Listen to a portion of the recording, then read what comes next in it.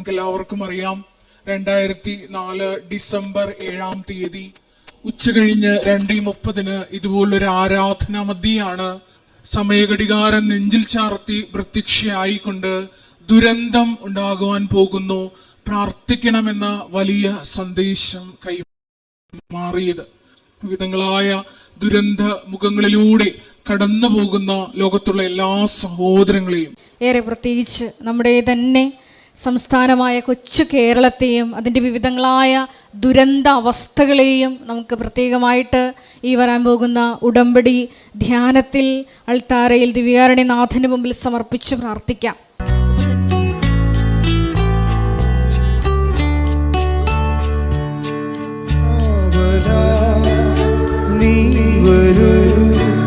സ്നേഹമേ ദൈവമേ ശാന്തിയാ സൗഖ്യമാ നീ വരൂ നായക കാവലാ നീ വരൂ സ്നേഹമേ ദൈവമേ ശാന്തിയാ സൗഖ്യമാ നീ വരൂ നായക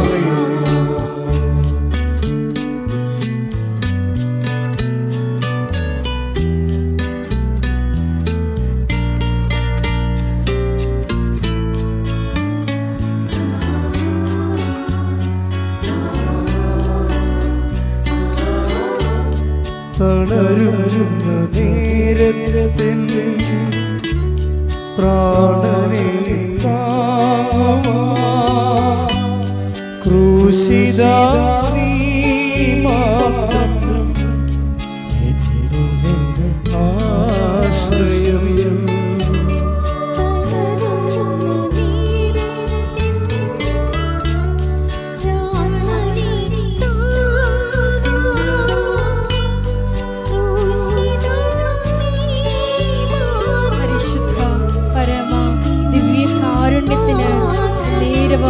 ആരാധനയും സ്തുതിയും പുകഴ്ചയും ഉണ്ടായിരിക്കട്ടെ.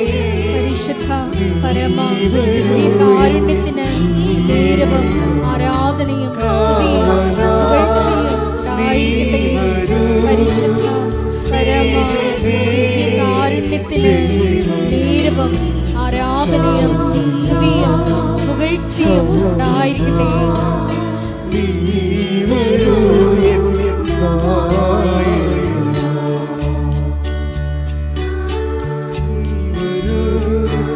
സ്നേഹമേ ദൈവമേ ശാന്തിയാ സൗഖ്യമാ നീ വരൂ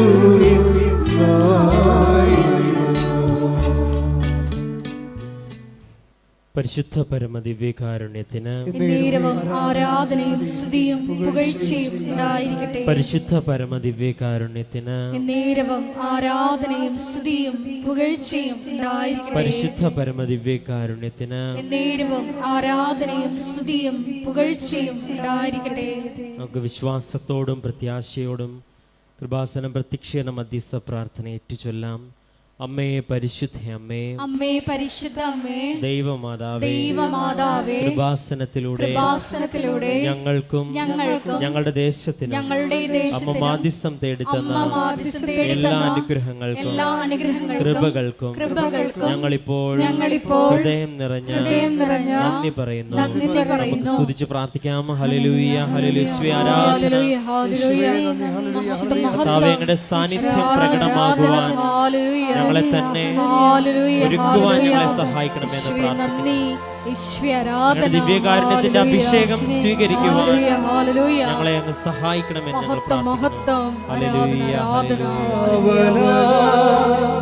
നീ വരൂ സ്നേഹമേ ദൈവമേ ശാന്തിയാ സൗഖ്യമാ നീ വരൂ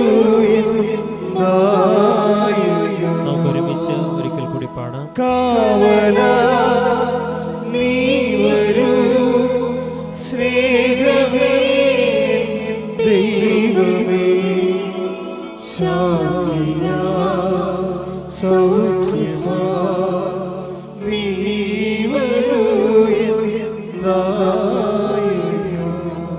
പരിശുദ്ധ പരമദിവ്യകാരുണ്യത്തിന് നേരവും ആരാധനയും സ്തുതിയും പുകഴ്ചയും ഉണ്ടായിരിക്കട്ടെ. പരിശുദ്ധ പരമദിവ്യകാരുണ്യത്തിന് നേരവും ആരാധനയും സ്തുതിയും പുകഴ്ചയും ഉണ്ടായിരിക്കട്ടെ. പരിശുദ്ധ പരമദിവ്യകാരുണ്യത്തിന് നേരവും ആരാധനയും സ്തുതിയും പുകഴ്ചയും ഉണ്ടായിരിക്കട്ടെ. അമ്മേ പരിശുദ്ധ അമ്മേ, അമ്മേ പരിശുദ്ധ അമ്മേ, ദൈവമാതാവേ, ദൈവമാതാവേ, 2004 ഡിസംബർ 7-ാം തീയതി ഉച്ച കഴിഞ്ഞ് 2:30 കൃപാസനത്തിൽ സംഭവിച്ച അമ്മയുടെ പ്രത്യക്ഷപ്പെടലിനെ കുറിച്ച് തിരുസഭയ്ക്ക് സമർപ്പിച്ചിരിക്കുന്ന പഠനരേഖകളുടെ മേൽ വസ്തുനിഷ്ഠവും ദൈവശാസ്ത്ര വിധിപ്രകാരമുള്ളതുമായ അന്വേഷണ പഠനങ്ങൾ നടത്തി ആ പ്രത്യക്ഷപ്പെടലിലൂടെ പ്രകടമായ ദൈവമാതാവിന്റെ പ്രത്യേക കരുതലും സംരക്ഷണവും വെളിപ്പെടുത്തുന്ന പീഡിതരുടെ ആശ്വാസവും പ്രവാചകന്മാരുടെ രാജ്ഞിയും വാഗ്ദാനത്തിന്റെ പേടകവും പ്രപഞ്ച പ്രകൃതിയുടെ മാതാവുമായ പരിശുദ്ധ അമ്മയുടെ ഭക്തി തിരുസഭയിൽ കൂടുതൽ പ്രചരിച്ച് ജീവിതത്തിന്റെ ദുരിത അവസ്ഥകളിൽ അകപ്പെട്ട് കഴിയുന്ന അനേകായിരം മക്കൾക്ക് ദൈവത്തിന്റെ സാന്നിധ്യവും സന്ധിപ്പും കൂടുതൽ അനുഭവിക്കുകയും ആത്മീയ വിശുദ്ധിയും ദൈവശക്തിയും കൈവരിക്കുവാൻ ഞങ്ങളുടെ കുടുംബങ്ങളെ ഇടയാക്കണമേ. നമുക്ക് സ്തുതിച്ച് പ്രാർത്ഥിക്കാം. ഹല്ലേലൂയ യേശുവേ,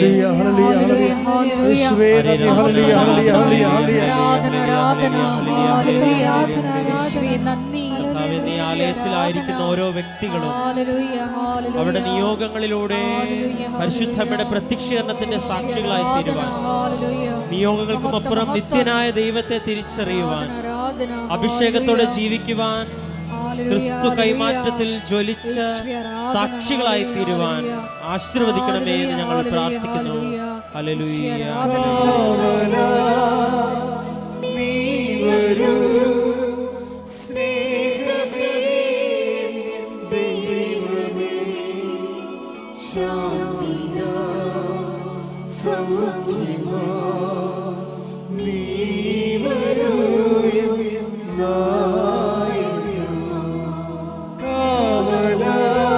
ഒരുമിച്ച് പാടാം. നീ വരൂ സ്നേഹമേ, ദൈവമേ, ശാന്തിയാ സൗഖ്യമാ, നീ വരൂ പരിശുദ്ധ പരമദിവ്യകാരുണ്യത്തിന് നേരവും ആരാധനയും സ്തുതിയും പുകഴ്ചയും ഉണ്ടായിരിക്കട്ടെ. പരിശുദ്ധ പരമദിവ്യകാരുണ്യത്തിന് നേരവും ആരാധനയും സ്തുതിയും പുകഴ്ചയും ഉണ്ടായിരിക്കട്ടെ. പരിശുദ്ധ പരമദിവ്യകാരുണ്യത്തിന് നേരവും ആരാധനയും സ്തുതിയും പുകഴ്ചയും. അമ്മേ പരിശുദ്ധ അമ്മേ, ഭൂസ്വർലോകങ്ങളുടെ രാജ്ഞിയായ അങ്ങേക്ക് ഭൗമസംരക്ഷണത്തിനായി പ്രപഞ്ച പ്രകൃതിയെ തന്നെ തിരുസഭ പ്രതിഷ്ഠിക്കുവാൻ ഈ പ്രത്യക്ഷീകരണം വഴി ഇടയാക്കണമേ. പരിശുദ്ധ അമ്മേ, ജപമാല മാതാവേ, സകല കൃപാസന പ്രാർത്ഥനകളോട് ചേർത്ത് ഞങ്ങൾ ഇപ്പോൾ പ്രാർത്ഥിക്കുന്ന ഈ സമൂഹത്തിന്റെ പ്രത്യേക നിയോഗങ്ങളും നമുക്ക് മൗനമായി നമ്മുടെ നിയോഗങ്ങൾ സമർപ്പിച്ച് പ്രാർത്ഥിക്കാം.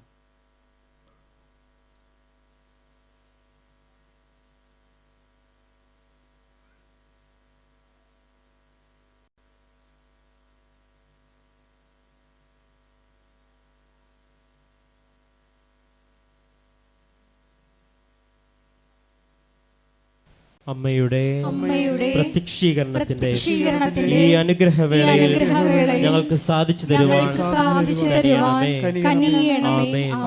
നമുക്ക് സ്തുതിച്ച് പ്രാർത്ഥിക്കാം. ഹല്ലേലൂയ, ഹല്ലേലൂയ, യേശുവേ ആരാധന.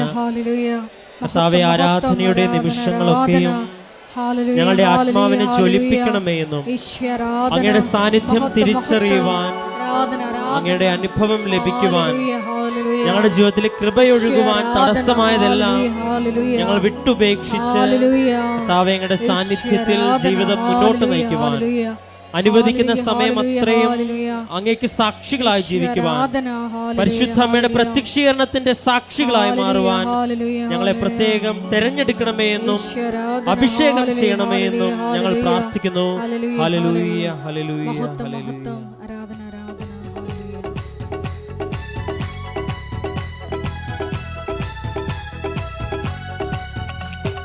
അസാധ്യമായി എനിക്കൊന്നുമില്ല, എന്നെ ശക്തനാക്കുന്നവൻ മുഖാതിരം.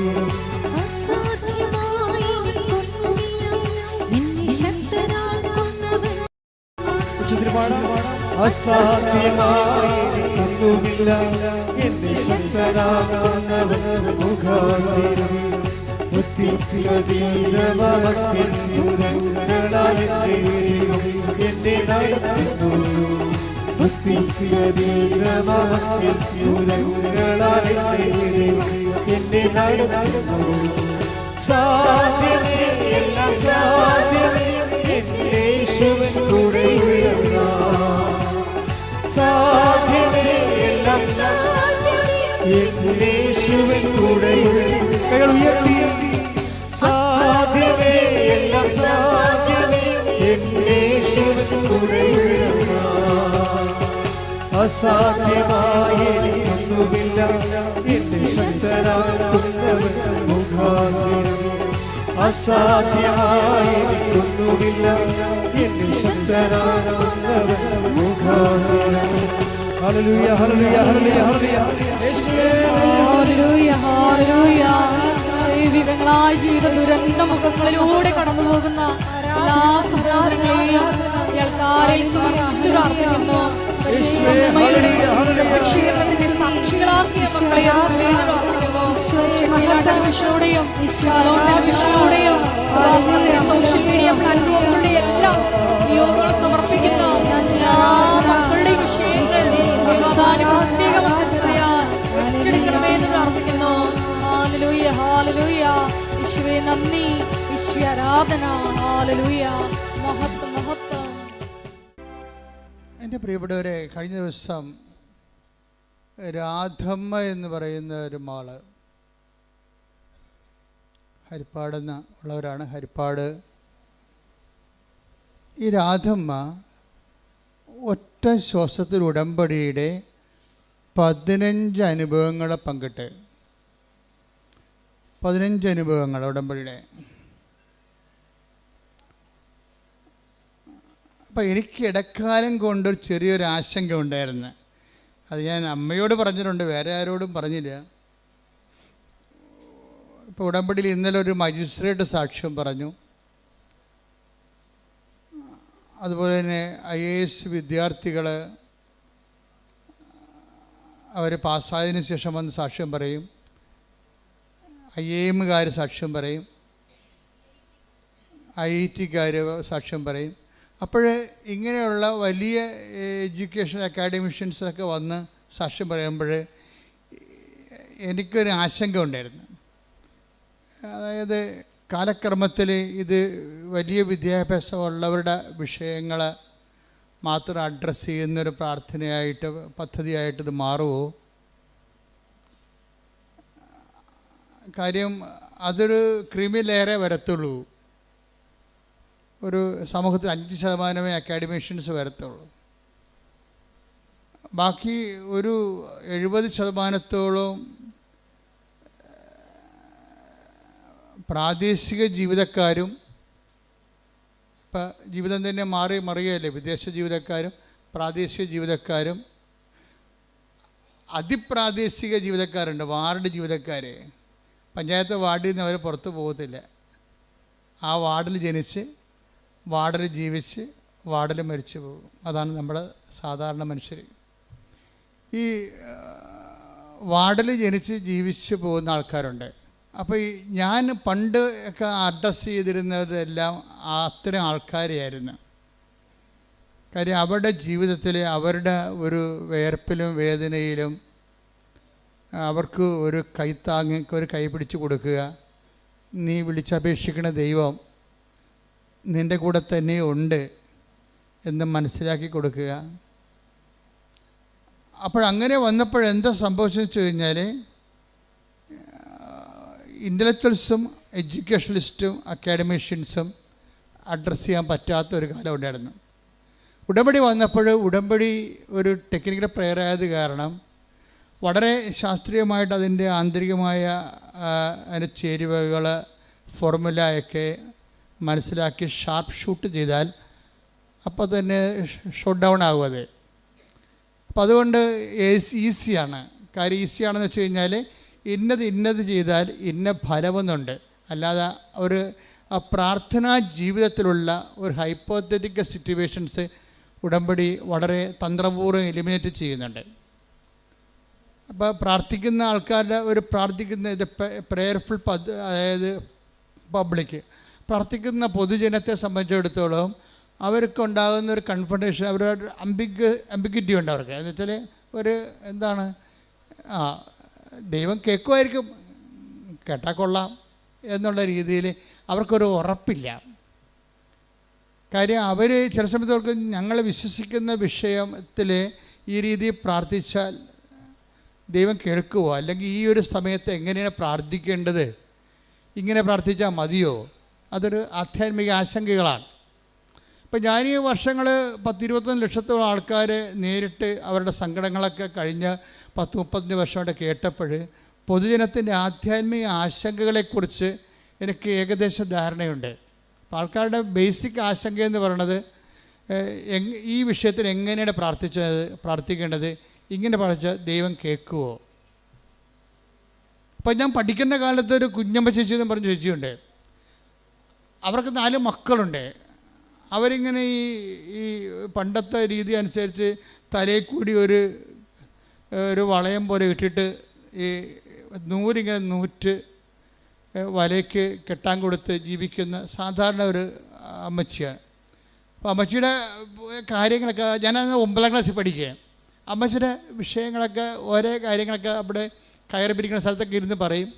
ഞാൻ ഇടയ്ക്ക് അവിടെ പോയി ഇരിക്കും, നാട്ടുകാർ അയൽവാസികളെ. അപ്പോൾ അവർ പറയണൊക്കെ ഞാൻ കേട്ടിട്ടുണ്ട്. അപ്പോൾ അതിനകത്ത് കുഞ്ഞുമ്മ ചേച്ചി പ്രാവശ്യം അവരുടെ പ്രാർത്ഥനകൾക്കൊന്നും ഉത്തരം കിട്ടത്തില്ല. കുഞ്ഞുമ്മ ചേച്ചി പറയുവേ, ലോകത്ത് മുഴുവനും മനുഷ്യരല്ലേ, ഇതെല്ലാവരുടെയും പ്രാർത്ഥന കേൾക്കാൻ ദൈവത്തിന് പറ്റുമോ? അതാണ് പ്രശ്നം. ഇപ്പം മനുഷ്യന്മാരിങ്ങനെ ദൈവത്തിന് മനുഷ്യന്മാർ കേൾക്കുന്ന പോലെ ലോകം മുഴുവൻ മനുഷ്യരല്ലേ, അവിടെയൊക്കെ എല്ലാവരുടെയും പ്രാർത്ഥന കേൾക്കാൻ ദൈവത്തിന് പറ്റുമോ? അപ്പോൾ ദൈവത്തെക്കുറിച്ചുള്ള അവരുടെ ഒരു പ്രാദേശിക ജ്ഞാനമാണത്. അത് പക്ഷേ അങ്ങനെയുള്ള ജ്ഞാനമുള്ള ഒത്തിരി പേരുണ്ട്. നമ്മുടെ വിഷയം മാത്രമല്ല ദൈവത്തിന് അങ്ങനെ ചിന്തിക്കുന്ന ആൾക്കാരുണ്ട്. അപ്പോൾ വ്യത്യസ്തമായ അവരുടെ ഒരു ആധ്യാത്മിക ജ്ഞാനത്തിൻ്റെ ആ ഒരു പരിസരത്ത് നിന്നുകൊണ്ടാണ് അവരുടെ പ്രെയറിൽ ലോഞ്ച് ചെയ്യണത്. അപ്പോൾ അത്രയും തന്നെ ആ പ്രെയറിന് തുടങ്ങുമ്പോൾ തന്നെ അതിൻ്റെ അകത്ത് സംശയത്തിൻ്റെ ഗുമളമുള്ളത് കാരണം അത് വർക്കൗട്ട് ചെയ്യത്തില്ല. പക്ഷേ ഉടമ്പടിയിലേക്ക് വരുമ്പോൾ ഇങ്ങനെയുള്ള ഒരു കോമൺ പീപ്പിൾ ആയാലും ശരി, കുറച്ച് എക്സ്ട്രാ ഓർഡിനറി ആയിട്ടുള്ള പീപ്പിൾ ആയാലും ശരി, ഉടമ്പടിയുടെ ക്ലാസ്സുകൾ കേട്ട് ജനങ്ങളുടെ സാക്ഷ്യങ്ങൾ കേട്ട് അച്ഛൻ്റെ ഉടമ്പടി ധ്യാനമൊക്കെ കേട്ട് കഴിയുമ്പോൾ അവർക്ക് മനസ്സിലാകുന്ന ഒരു സത്യമുണ്ട്. ഇതൊരു സയൻറ്റിഫിക്കലി പ്രൂവൺ പ്രെയറാണ്.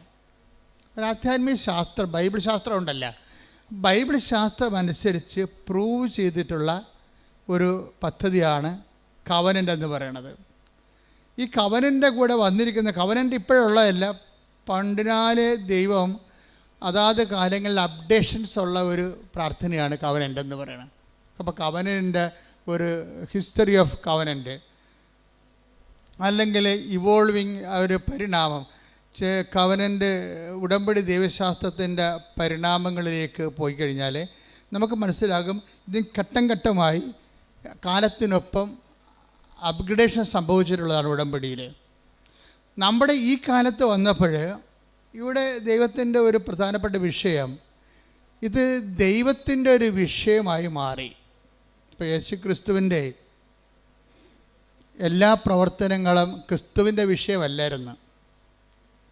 പിതാവായ ദൈവത്തിൻ്റെയും പുത്രനായ ദൈവത്തിൻ്റെയും പരിശുദ്ധാത്മാവായ ദൈവത്തിൻ്റെയും ത്രിയേക ദൈവത്തിൻ്റെ പൊതുവിഷയമായിരുന്നു യേശു ക്രിസ്തുവിൻ്റെ മിഷനല്ല. ദ മിഷൻ ഓഫ് ജീസസ് ദൈവത്തിൻ്റെ വിഷയമായിരുന്നു. അപ്പോൾ ദൈവത്തിൻ്റെ വിഷയമാകുമ്പോൾ അതിൻ്റെ മുതൽ മുടക്കെല്ലാം ദൈവമാണ്. മുതൽ മുടക്കാൻ വേണ്ടി ദൈവം അറ്റം വരെ തയ്യാറാണ്. അതാണ് തൻ്റെ ഏകജാതനെ നൽകാൻ. ആ മുതലിന് ആ ഒരു പദ്ധതിക്ക് വേണ്ടി അവസാനത്തെ എക്സ്പെൻഡിച്ചർ തൻ്റെ ഏകജാതിനെ 3:16 ശ്രദ്ധിക്കട്ടെ. ഹല്ലേലൂയ ഹല്ലേലൂയ ഹല്ലേലൂയ ഹല്ലേലൂയ. യേശുവേ നന്ദി, യേശുവേ സ്തുതി. ഹല്ലേലൂയ ഹല്ലേലൂയ ഹല്ലേലൂയ ഹല്ലേലൂയ. യേശുവേ മഹത്വം മഹത്വം ആരാധന. യോഹന്നാൻ 3:16 എന്തെന്നാൽ അവനിൽ വിശ്വസിക്കുന്ന അവനിൽ വിശ്വസിക്കുന്ന ഏവനും നശിച്ചു പോകാതെ നിത്യജീവൻ പ്രാപിക്കുന്നതിന് വേണ്ടി തന്റെ ഏകജാതനെ നൽകാൻ തക്കവിധം ദൈവം ലോകത്തെ അത്രമാത്രം സ്നേഹിച്ചു. അപ്പോൾ ദൈവം ലോകത്തെ അത്രമാത്രം സ്നേഹിച്ചത് കൊണ്ട് തൻ്റെ ഏകജാതനെ മുഴുവനായിട്ട് വരെ നൽകാൻ അതിൻ്റെ ക്യാപിറ്റൽ അതാണ്. രക്ഷാകര പദ്ധതിയുടെ ക്യാപിറ്റൽ എന്ന് പറയുന്നത് ഏകജാതനെ മുഴുവനും കൂടി നൽകിയ പാപത്തിന് പരിഹാരം ചെയ്യേണ്ടി വന്നപ്പോൾ അതിന് പോലും ദൈവം ചെലവഴിച്ചതാണ്. അപ്പോൾ ആ ദൈവത്തിൻ്റെ ആ ചെലവഴിക്കൽ നിന്നാണ് ക്രിസ്തുശാസ്ത്രം രൂപപ്പെട്ട് വരണത്. പ്രായോഗിക ജീവിതബന്ധിയായ ക്രിസ്തുശാസ്ത്രം. ഇപ്പോൾ ഒരു അക്കാഡമിക് ക്രിസ്തുശാസ്ത്രമുണ്ട്, പക്ഷെ ഒരു ജീവിതബന്ധി കാലബന്ധിയായ ഒരു ക്രിസ്തുശാസ്ത്രമുണ്ട്. അപ്പോൾ ഈ 3:16 ഡെവലപ്പ് ചെയ്ത് വരുമ്പോൾ പിന്നീട് പൗലോസ് പറയും നമ്മൾക്ക് യേശുക്രിസ്തുവിന് നൽകിയവൻ. ശ്രദ്ധിക്കട്ടെ. ഹല്ലേലൂയ ഹല്ലേലൂയ ഹല്ലേലൂയ ഹല്ലേലൂയ. റോമ 8:32 സ്വപുത്രനെ പോലും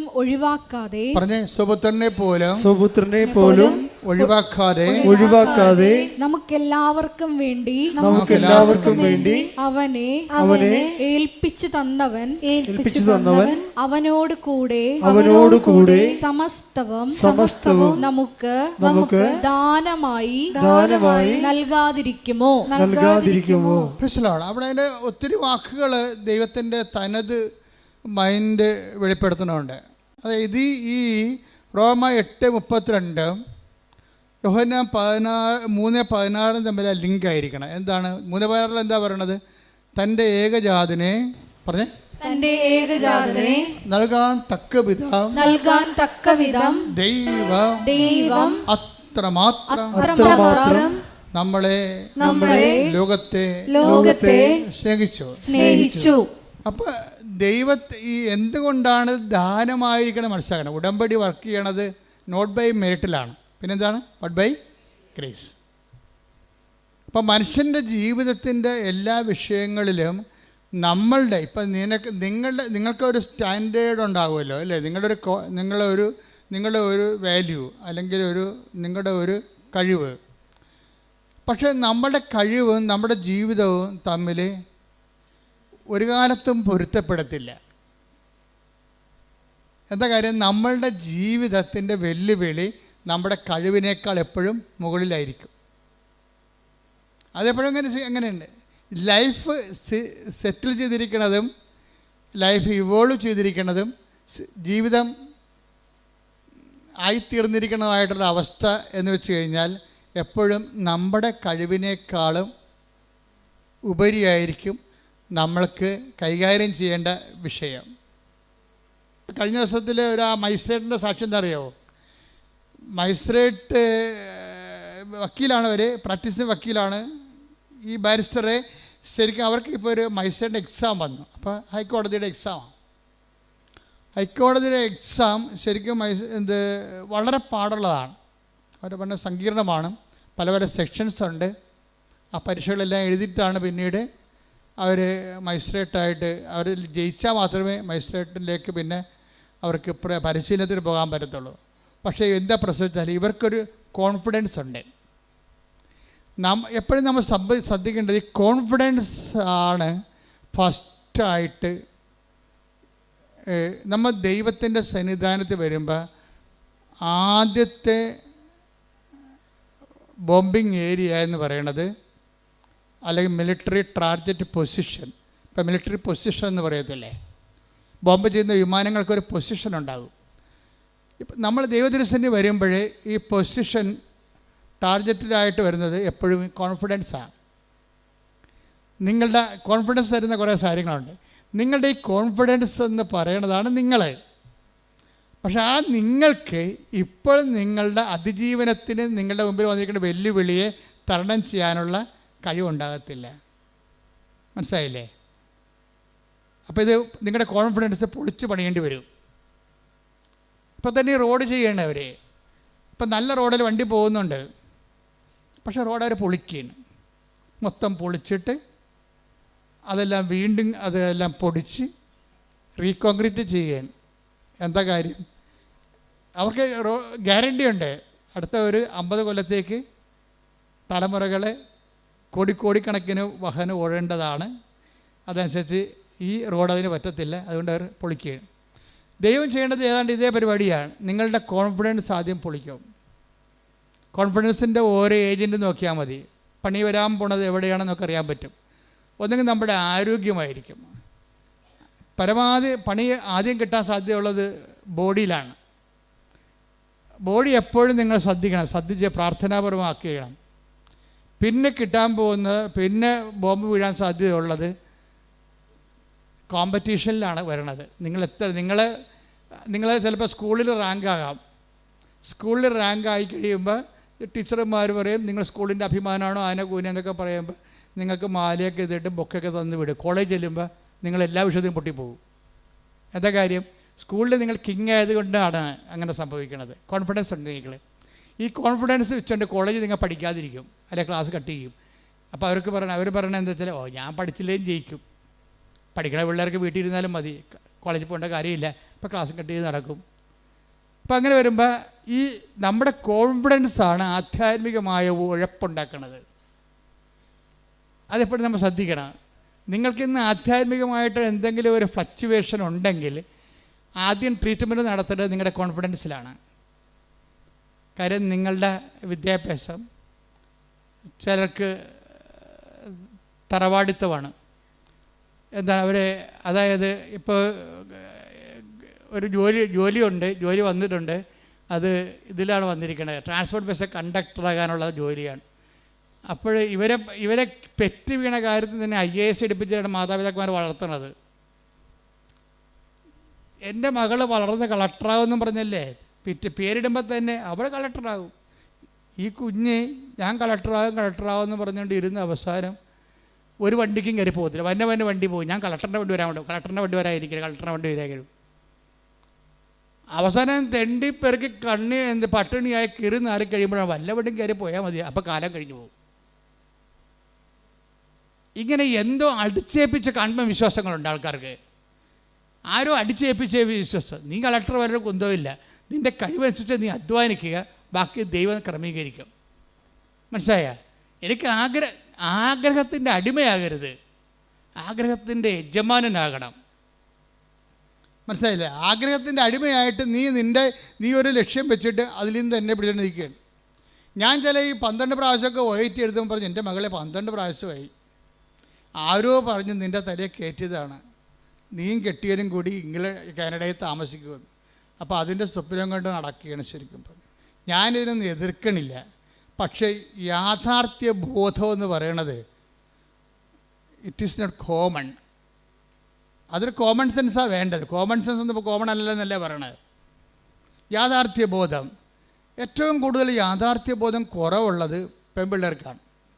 ഞാൻ ഇത്രയും നാൾ വന്നിട്ടുള്ള യാത്രയിൽ എനിക്ക് മനസ്സിലാക്കി ഏറ്റവും കുറവ് യാഥാർത്ഥ്യ ബോധമുള്ളത് പെൺപിള്ളേർക്കാണ്.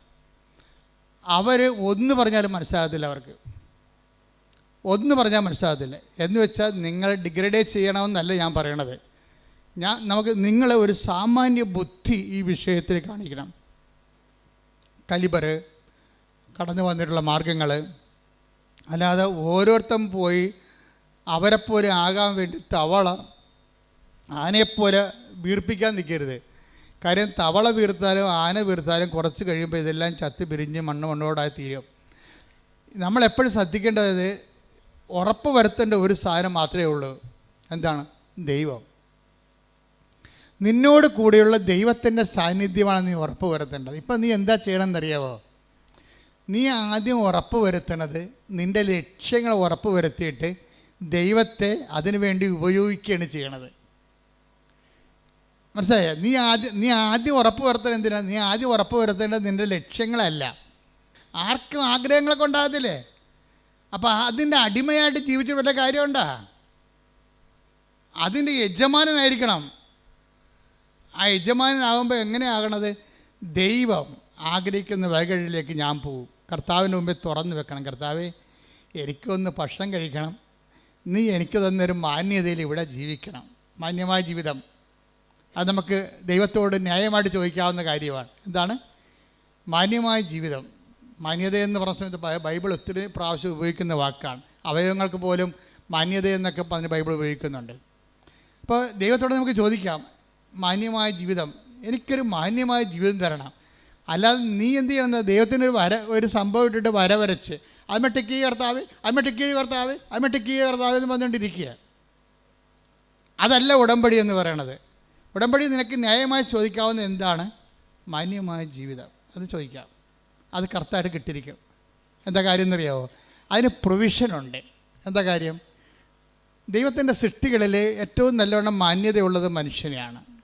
അതുകൊണ്ടാണ് മാന്യമായ ജീവിതം നമുക്ക് അവകാശമായിരിക്കുന്നത്. അത് നമ്മുടെ അവകാശമാണ്. ഇപ്പം നമുക്ക് ഇപ്പോൾ ഒരു കുഴിയാന എന്ന് പറഞ്ഞു കഴിഞ്ഞാൽ അതിനെന്താണ്? കുഴിയാന സാധനമില്ലേ, കണ്ടിട്ടുണ്ടോ? അപ്പം അത് പോകുമ്പോൾ അതിനെ ഉറുമ്പിട്ട് കൊടുക്കുമ്പോൾ അതുടനെ അതിനെ അടിച്ച് മണ്ണ് തെറിപ്പിച്ചിട്ട് അതിനെ അതിന് കുഴിയിലാണ് താമസിക്കണത്, അല്ലേ? കുഞ്ഞു കുഴിയിലാണ് താമസിക്കുന്നത്. പക്ഷേ ആന താമസിക്കുന്നത് എവിടെയാണ്? കൊട്ടിലാണ് താമസിക്കുന്നത്. അപ്പോൾ കുഴിയും കൊട്ടിലും തമ്മിൽ വ്യത്യാസമില്ലേ? അപ്പം ആനക്കൊരു മാന്യതയുണ്ട്. അതുകൊണ്ടാണ് കൊട്ടിൽ വരണത്. കുഴിയാനക്കയുടെ മാന്യതേനെ കുഴിയിൽ താമസിക്കണം. ഇതുപോലെ തന്നെയാണ് വല്ല പാമ്പ്, അതുപോലെ തന്നെ ഉള്ള ജീവികളൊക്കെ ചിലതൊക്കെ അളയെ താമസിക്കും. ഇപ്പം മനുഷ്യൻ താമസിക്കുന്ന ആടാണെങ്കിൽ അളയിലല്ല, ആലയിലാണ് താമസിക്കുന്നത്. അല്ല, വ്യത്യാസം കണ്ട? ആടിന് ആല, അതുപോലെ തന്നെ ആനയ്ക്ക് കൊട്ടിൽ, രാജാവാണെങ്കിൽ കൊട്ടാരത്തിൽ താമസിക്കും. മാന്യത മാറി. ഇതുപോലെ മനുഷ്യൻ എന്തുകൊണ്ടാണ് വീട്ടിൽ താമസിക്കുന്നത്? മനുഷ്യൻ്റെ വീടാണ്, ഭവനം. ഒത്തിരിയേറെ ആന്തരികമായ അർത്ഥങ്ങളുള്ളതാണ് ഭവനം. അവിടെ എന്തുകൊണ്ടാണ് താമസിക്കുന്നത് വെച്ച് കഴിഞ്ഞാൽ അവൻ ദൈവത്തിൻ്റെ ഛായയിൽ സൃഷ്ടിക്കപ്പെട്ടത് കൊണ്ടാണ്. അതാണ് മാന്യത എന്ന് പറയുന്നത്. അപ്പോൾ ആദ്യമേ തന്നെ ദൈവം നമ്മുടെ മാന്യത ഫിക്സ് ചെയ്യുന്നുണ്ട്. എന്ന് വെച്ചാൽ നമ്മുടെ എല്ലാ അവകാശങ്ങളും ഫിക്സ് ചെയ്യുകയാണ്. നമ്മുടെ എല്ലാ അവകാശങ്ങളും, ഈ ജീവിതത്തിനും വരാൻ പോണ ജീവിതത്തിനും വേണ്ടിയുള്ള എല്ലാ റൈറ്റുകളും കോൺസ്റ്റിറ്റ്യൂഷണലൈസ് ചെയ്തിരിക്കുകയാണ്.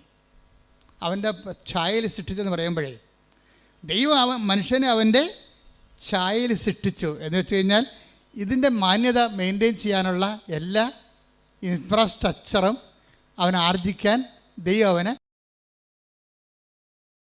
സഹായിക്കും. അതുപോലെ മാന്യത സുരക്ഷയാണ്.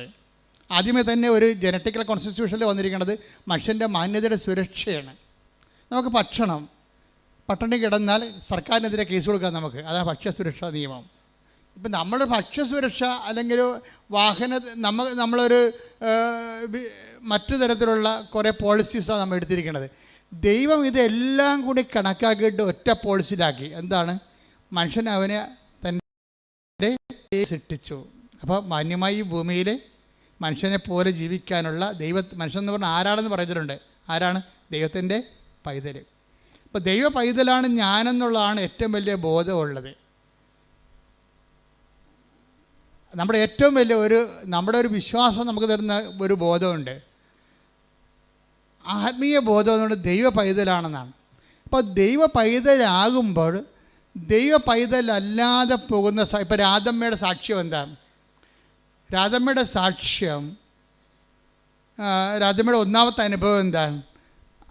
അവരുടെ മകൻ ഭയങ്കര പണ്ടാര വെള്ളവടിയാണ്. എന്നിട്ട് വീട്ടിൽ കാശും കൊടുക്കത്തില്ല, കുടുംബം നോക്കത്തില്ല. രാധമ്മ തന്നെ വീട്ടുവരക്ക് പോയിട്ടാണ് മകൻ്റെ ഭാര്യയും കുഞ്ഞുങ്ങളെയും പോറ്റേണ്ടത്. What a pathetic condition. കണ്ടില്ലേ? This is life. ഇവരെ അഡ്രസ്സ് ചെയ്യണമെന്ന് ഞാൻ അമ്മയോട് പല പ്രാവശ്യം പറഞ്ഞിട്ടുണ്ട്. ഒത്തിരി ക്രിമിനലിനെ നീ അഡ്രസ്സ് ചെയ്യുന്നുണ്ട് ഈ പുതിയ കാലത്ത്. അതേസമയം തന്നെ ഇതിൻ്റെയൊക്കെ എല്ലാം നിലനിർത്തിക്കൊണ്ടിരിക്കുന്ന അടിസ്ഥാന സിസ്റ്റത്തിൽ താമസിക്കുന്ന ആൾക്കാരെ ഉടമ്പടിയിൽ അഡ്രസ്സ് ചെയ്യണമെന്ന് അമ്മയോട് ഞാൻ പല പ്രാവശ്യം പറഞ്ഞിട്ടുള്ളതാണ്. കാര്യം സങ്കടക്കാർ വരുമ്പോഴേ, ഇപ്പം ഞാൻ ചിലർ പറയും 65 വയസ്സെന്ന് പറയും നിങ്ങൾ ഞങ്ങളെ കൊണ്ട് ഉടമ്പടി എടുപ്പിക്കത്തില്ല.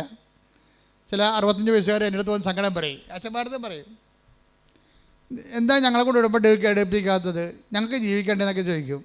എന്നോടൊന്ന് ചോദിക്കുമ്പോൾ പറയും, എൻ്റെ ചേച്ചമ്മേ നിങ്ങൾക്ക് ജീവിക്കണം, നിങ്ങൾക്ക് 67 വയസ്സുണ്ട്, നിങ്ങൾ നേരെ വന്ന് വെടിപ്പായിട്ട് മാതാവിൻ്റെ കണ്ണിട്ട് നോക്കിയിട്ട് കറഞ്ഞിട്ട് കാര്യം വന്നിട്ട് പോകും. നിങ്ങളെ ഇത്രയും ഉടമ്പടി പോലെ ആപതും ആരോഗ്യമൊക്കെ ഉള്ളവരാണ് ഉടമ്പടി എടുക്കുന്നത്. അത് എടുത്തിട്ട് ഉഴപ്പി പിന്നെയും വന്ന് പണി മേടിക്കേണ്ട കാര്യമില്ല. നിങ്ങൾക്കുള്ളത് അമ്മ വിളമ്പി വെച്ചിട്ടുണ്ട്. ചില ആൾക്കാർക്ക് അത് നോക്കുകയില്ലേ ഉള്ള മാതാവിൻ്റെ മുഖത്തിട്ട്. വിശ്വാസത്തോടെ ഒന്ന് നോക്കിയാൽ തന്നെ റെസ്പോണ്ടൻ്റാണ്. അപ്പം അതുകൊണ്ട് തന്നെ പക്ഷേ ഉടമ്പടി എടുക്കാൻ കഴിവുള്ളവൻ മാതാവിനെ നോക്കി പഠിപ്പിച്ചാൽ മാതാവ് ചിലപ്പോൾ ഇവിടുന്ന് ഒറ്റ നടക്ക് പോയില്ലെന്ന് വരും. കാര്യം അത് കാപട്യമാണ്. കഴിഞ്ഞ മീൻ പിടിക്കാനാണ്. നമുക്ക് മലയാളിക്ക് പണ്ട് മുതലേ രക്തത്തിലുള്ള കുറേ സാധനമുണ്ട്. എന്താണ്? കണ്ടവനെ കൊണ്ട് പണിയെടുപ്പിക്കുന്ന കുറേ സാധനങ്ങളുണ്ട്. ഇതിനെ നമ്മൾ ആദ്യം ചികിത്സിക്കേണ്ടി വരും. എന്ന് വെച്ച് കഴിഞ്ഞാൽ മലയാളിക്ക് ആദ്യം എന്തൊക്കെ മലയാളികളുടെ പഴഞ്ചൊല്ല് നോക്കിയാൽ മതി. 2000 കൊല്ലമായിട്ട് ഈ വസ്തു എങ്ങനെ ജീവിച്ചെന്ന് മനസ്സിലാകും. എംബ്രാൻ്റെ വെട്ടത്ത് വാര്യയുടെ അത്താഴം. വാര്യയുടെ കളറാണെന്ന് മനസ്സിലായില്ലേ? വാര്യർ ഒരിക്കലും എണ്ണ കൊണ്ട് കാശ് മുടക്കി വിളക്ക് കത്തിക്കത്തില്ല. എംബ്രാൻ്റെ പടിപ്പുരയിൽ രാജാവ് അല്ലെങ്കിൽ നാട്ടുപ്രമാണി അല്ലെങ്കിൽ കരപ്രമാണി അല്ലെങ്കിൽ ഊരാളിയുടെ പടിപ്പുരയ്ക്ക് വിളക്ക് വെക്കാൻ രാജാവ് അനുവാദം കൊടുത്തിട്ടുണ്ട്. എല്ലാവർക്കും പടിപ്പുര വിളക്ക് വെക്കാൻ പറ്റത്തില്ല. തിരുവിതാംകൂറിലും കൊച്ചിയിലും പടിപ്പുര വിളക്ക് വെക്കണമെന്നുണ്ടെങ്കിൽ ഭണ്ഡാരത്തിൽ കൊണ്ട് പണം അടക്കണം. ഭണ്ഡാരത്തിൽ പണം അടക്കാൻ കഴിവില്ലാത്തവന് വിളക്ക് വെക്കാൻ അനുവദിക്കത്തില്ല. ഭാര്യർ ഭണ്ഡാരത്തിൽ പണം അടക്കാൻ ഭാര്യന് കാശില്ല. അപ്പോൾ ഊരാളെങ്കിൽ ചെന്നിട്ട് എന്ത് ചെയ്യും? അവിടുത്തെ വിളക്ക് പടിപ്പുര തെക്കുമ്പോൾ വീട്ടിൽ അത്താഴം എടുത്തുകൊണ്ട് ഭാര്യർ ഊരാളെങ്കിൽ ചെല്ലും. അവിടെ ചെന്നിട്ട് അവിടെ വെട്ടത്തിരുന്നുകൊണ്ട് ഭക്ഷണം കഴിക്കും. അത് ഭാര്യർ പോകും. അതാണ് എംബ്രാൻ്റെ വെട്ടത്ത് ഭാര്യയുടെ അത്താഴം. ചിലർ പറയും കൈ നനയാതെ മീൻ പിടിക്കുക. അതാണ് സംഭവം. എന്ന് വെച്ചാൽ ചൂണ്ടിക്കാണിച്ചു കൊടുക്കും, ആ മീൻ പിടി, ഈ മീൻ പിടി കടക്കുന്നതിനെ നിൽക്കും, മറ്റവൻ കഴുത്തപ്പം വെള്ളത്തിൽ കിടക്കും. അതാണ് കൈ നനയാതെ മീൻ പിടിക്കുക. പിന്നെ തുമ്പിയെ കൊണ്ട് കല്ലെടുപ്പിക്കുക. അപ്പോൾ ഇതൊക്കെ മലയാളിയുടെ ബേസിക് മെറ്റീരിയൽ നേച്ചറിലുള്ളതാണ്. ഇതിന് ആധ്യാത്മികതയിൽ ബൈബിള് ഇതിന് നല്ലവണ്ണം ചികിത്സിക്കും ഈ രോഗത്തിനെ. അതുപോലെ ദ്രവീഡീയമായ ഒരു ദ്രാവിഡരുടെ ഇടയിൽ കാണുന്ന ഒരു രോഗമാണത്. കണ്ടവനെ കൊണ്ട് പണിയെടുപ്പിക്കുക, പപ്പായെ കൊണ്ട് ഉടമ്പടിപ്പിക്കുക. അതാണ് സാധനം. പപ്പായെ കൊണ്ട് ഉടമ്പടിപ്പിക്കുക. ഇപ്പം ഈ മൈസ്ട്രേറ്റ് അങ്ങനെ ഒരാളാണ്. മൈസ്ട്രേറ്റിൻ്റെ സാക്ഷ്യം തരുമ്പോൾ ആദ്യം ഇവർ ഡയറക്റ്റായിട്ട് വന്നിട്ട് ഉടമ്പടി എടുക്കത്തില്ല. ആരാ ഉടമ്പടി എടുക്കണത്? അമ്മയെ കൊണ്ട് ഉടമ്പടി എടുക്കണത്. പക്ഷേ ഇവിടെ അത് ഏക്കത്തില്ല, ഇവിടെ അക്സെപ്റ്റ് ചെയ്യത്തില്ല. കാര്യം മലയാളിയുടെ 2000 കൊല്ലത്തെ മനസ്സുമൊക്കെ അമ്മയ്ക്ക് അറിയാവുന്ന കാരണം അമ്മ പറയും ഓടരുത് അമ്മാവ, ആളറിയുന്ന സംഭവം. അതുകൊണ്ട് മൈസേഡൻ്റെ കാര്യങ്ങളൊന്നും നടക്കത്തില്ല. പക്ഷെ അമ്മ മാതാവിൻ്റെ മുമ്പിൽ ഇത്തിരി വില നിലയുള്ള ആളാണ്. കാര്യം അവർക്ക് നല്ല ഇൻവെസ്റ്റ്മെൻറ്റ് ഉള്ള ആളാണ്. അപ്പോൾ മൈസേഡന് പരീക്ഷയ്ക്ക് പോകാൻ നേരത്ത് ടാനിയ പറയും, അമ്മേ ഞാൻ പരീക്ഷയ്ക്ക് പോകണില്ല, കാര്യം എനിക്ക് നല്ല മൈഗ്രെയിനാണ്, തല പൊട്ടണ്, തല പൊടിയാണ്, എൻ്റെ ബോധം പോകണമെന്ന് പറയും. അപ്പോൾ അമ്മ പറയും, നീ പരീക്ഷയ്ക്ക് പോകും മകളെ, എന്താ കാര്യം? ഞാൻ കൃപാസനത്തിൻ്റെ ഒരു കാശിരുവ നിനക്ക് തരാം, നീ നെറ്റിക്കൊട്ടിച്ച് വെക്ക്, 10 മിനിറ്റ് നമുക്ക് വെയിറ്റ് ചെയ്യാം, മാതാവ് നിൻ്റെ തലവേദന എടുത്ത് മാറ്റും, നീ പരീക്ഷയ്ക്ക് പോകുന്നു. അപ്പോൾ ഇവള് കിടക്കുകയാണ്, ഇങ്ങനെ ഉരുണ്ട് വട്ടത്തിൽ കിടക്കുകയാണ്, തലപെരുത്ത് വേദനയായിട്ട് കിടക്കുകയാണ്, ഒന്നും ഓർക്കണില്ല, കണ്ണ് കാണാൻ പാടില്ല, തലവേദന എടുത്തിട്ടേ കണ്ണ് കാണാൻ പാടില്ല, ഒന്നും അക്ഷരം നോക്കിയിട്ട് തെളിഞ്ഞ് വരണില്ല, എല്ലാം ഇങ്ങനെ ബ്ലറടിച്ചിരിക്കുകയാണ്. അപ്പോൾ ഇവള് എന്ത് അഡ്വക്കേറ്റ് ആയാലും അമ്മമാർക്ക് ഒരു കഴിവില്ലേ, എത്ര വലിയ ആൾക്കാരായാലും അമ്മ എപ്പോഴും അമ്മമാർ, ഞാൻ പറഞ്ഞ ഒന്നെങ്കിലും നിങ്ങളെ പ്രസവിക്കാൻ പോകരുത്, അതൊരു ദൈവികമായ ഏർപ്പാടാണ്. പ്രസവിക്കാൻ പോയാൽ നിങ്ങൾ ഉടനെ അമ്മയാകും. അമ്മയായാൽ നെക്സ്റ്റ് ഗോഡാണ്, ദൈവത്തിൻ്റെ അടുത്ത് നിൽക്കുന്ന ആളാണ്. അമ്മ എന്തെങ്കിലും മക്കൾക്ക് വേണ്ടി ദൈവത്തോട് പറഞ്ഞാൽ ദൈവം അപ്പം ഒപ്പിടും. എന്താ കാര്യം? അവർക്ക് കൊച്ചിനെ കൊടുത്തപ്പോൾ തന്നെ കൊച്ചിനെ ജീവിപ്പിക്കാനുള്ള അധികാരവും അവകാശവും അവർക്ക് ദൈവം എഴുതി കൊടുത്തിട്ടുണ്ട്. പക്ഷേ അവർ അമ്മയായിട്ട് ജീവിക്കണം. അല്ല വയറ്റിട്ട് അതിനെ കൊല്ലാൻ പോയി കഴിഞ്ഞാൽ ദൈവത്തിന് അറിയാം, നീ അമ്മയല്ല, കൊലപാതകയാണ്, 2 കുഞ്ഞുങ്ങളെ കൊന്ന ആളാണ്, ഈ അഭ്യാസം കൊണ്ട് എൻ്റെ അടുത്ത് വരരുത്, പഴയകാലം ഓർക്കണം. അതിനാണ് ഉടമ്പടിയിൽ അനുതാപം വെച്ചിരിക്കുന്നത്. അബദ്ധവശ ദൈവത്തെ അറിയാത്ത കാലങ്ങളിലുള്ള കാര്യങ്ങളെ ദൈവം റൈറ്റ് ഓഫ് ചെയ്യാൻ ഒരു പ്രൊവിഷൻ ഇട്ടിട്ടുണ്ട് ബൈബിളിലേക്ക് ഒള്ളുകെട്ടാ ഇത്. അജ്ഞതയുടെ കാലഘട്ടത്തെ 17:30 എടുത്ത് നടപടി പുസ്തകം 17:30. ശ്രുതിക്കട്ടെ ഹല്ലേലൂയ. ഹല്ലേലൂയ ഹല്ലേലൂയ ഹല്ലേലൂയ ഹല്ലേലൂയ. അപ്പോസ്തല പ്രവർത്തനങ്ങൾ 17:30. ആ, അജ്ഞതയുടെ കാലഘട്ടങ്ങളെ ദൈവം കണക്കിലെടുത്തില്ല. Praise the Lord. ഒന്ന് പറഞ്ഞ അജ്ഞതയുടെ കാലഘട്ടങ്ങളെ ദൈവം കണക്കിലെടുത്തില്ല. എന്നാൽ ഇപ്പോൾ എല്ലായിടത്തുമുള്ള സകല ജനങ്ങളും പശ്ചാത്തപിക്കണമെന്ന് അവിടുന്ന് ആജ്ഞാപിക്കുന്നു. ഇതൊരു അപേക്ഷ അഭ്യർത്ഥനയുമല്ല. എന്താ പിന്നെ എന്താണ്? ഇതൊരു കൽപ്പനയാണ്. You should act according to by no means. എന്തിനാ കൽപ്പന കൊടുക്കണതിൻ്റെ കാരണം എന്താണ്? എല്ലാ മനുഷ്യരും രക്ഷപ്പെടണമെന്നും ആരും നശിച്ചു പോകാതിരിക്കാൻ ദൈവം ആഗ്രഹിക്കുന്നത് കൊണ്ടാണ്.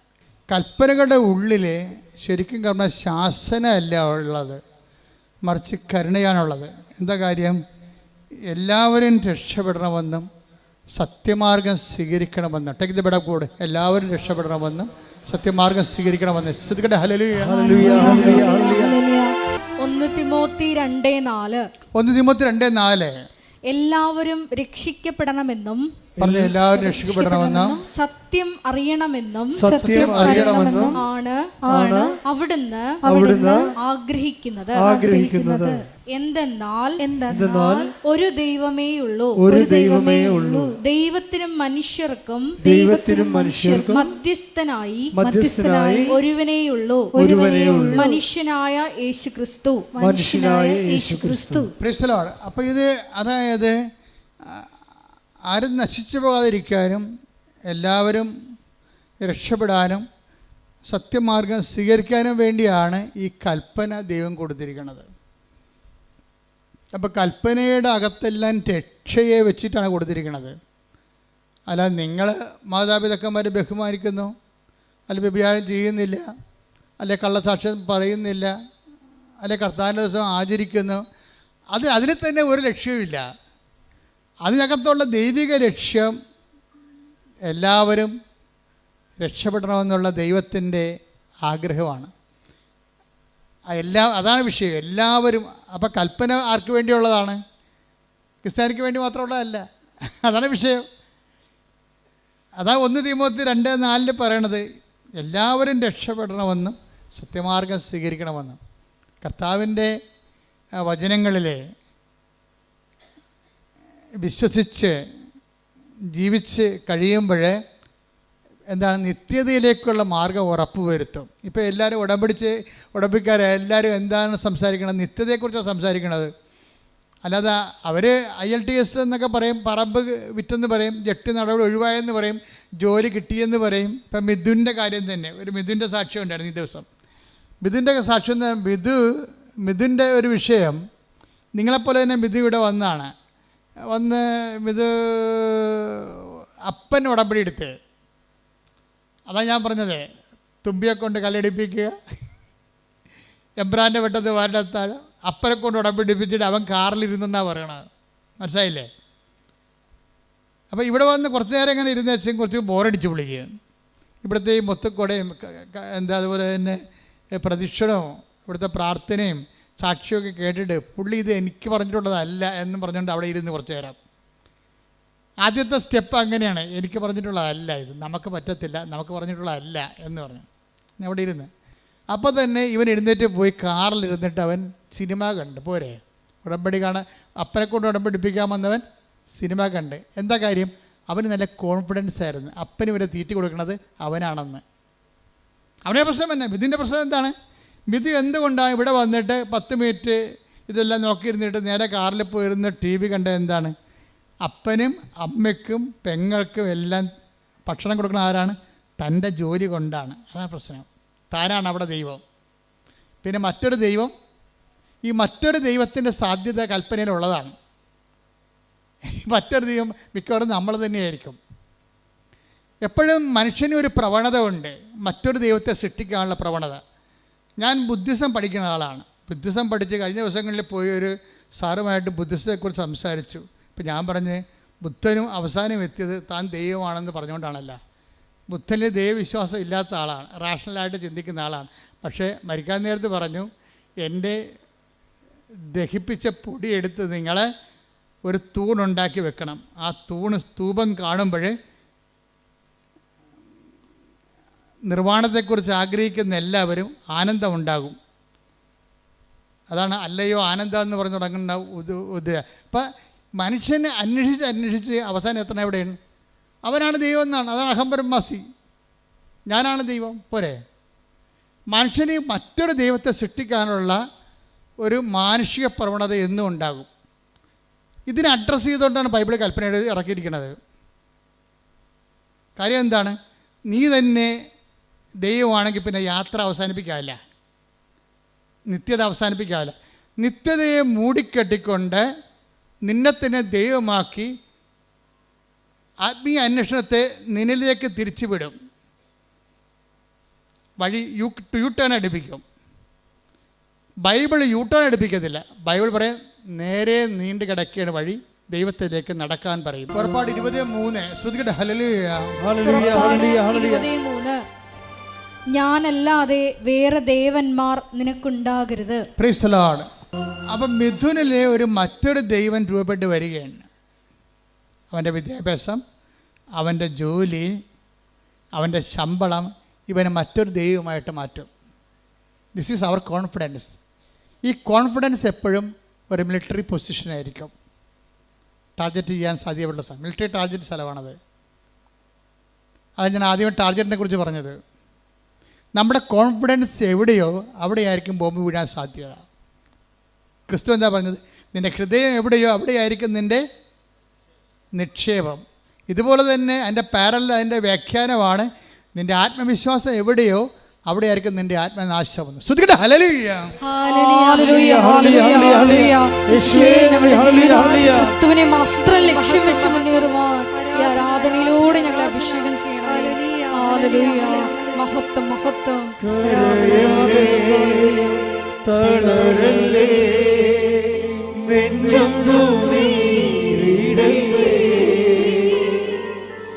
നിന്നെ കാണാൻ നിന്നെ കേൾക്കാൻ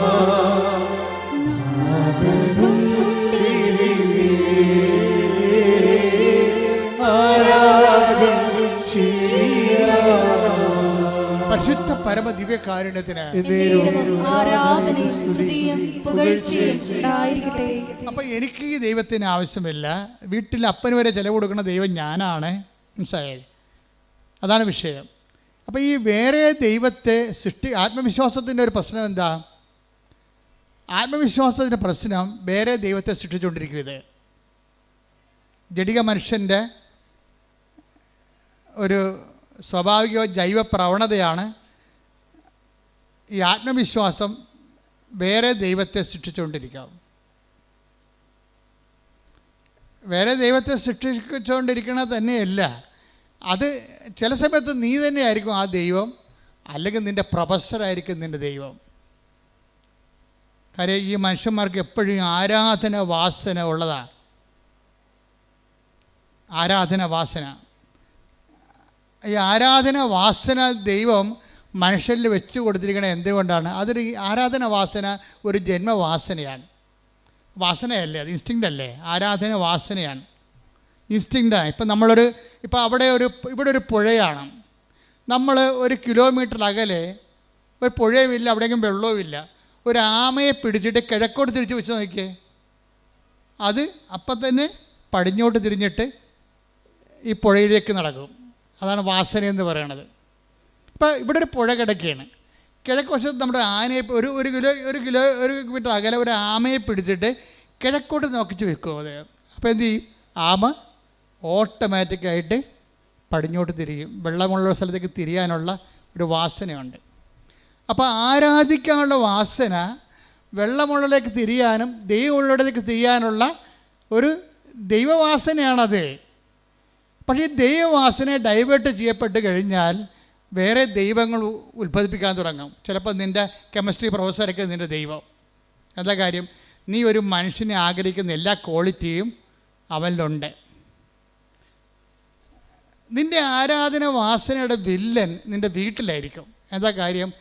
ദൈവമെന്നും പറഞ്ഞ് വിളിച്ചുകൊണ്ട് നടക്കണതിൻ്റെ അപ്പൻ എന്തെങ്കിലും വിഷയം കഴിയുമ്പോൾ പൂക്കൽ പോലെ വിറക്കണ കാണാം. അയാൾ നിനക്ക് ഹീറോ അല്ല.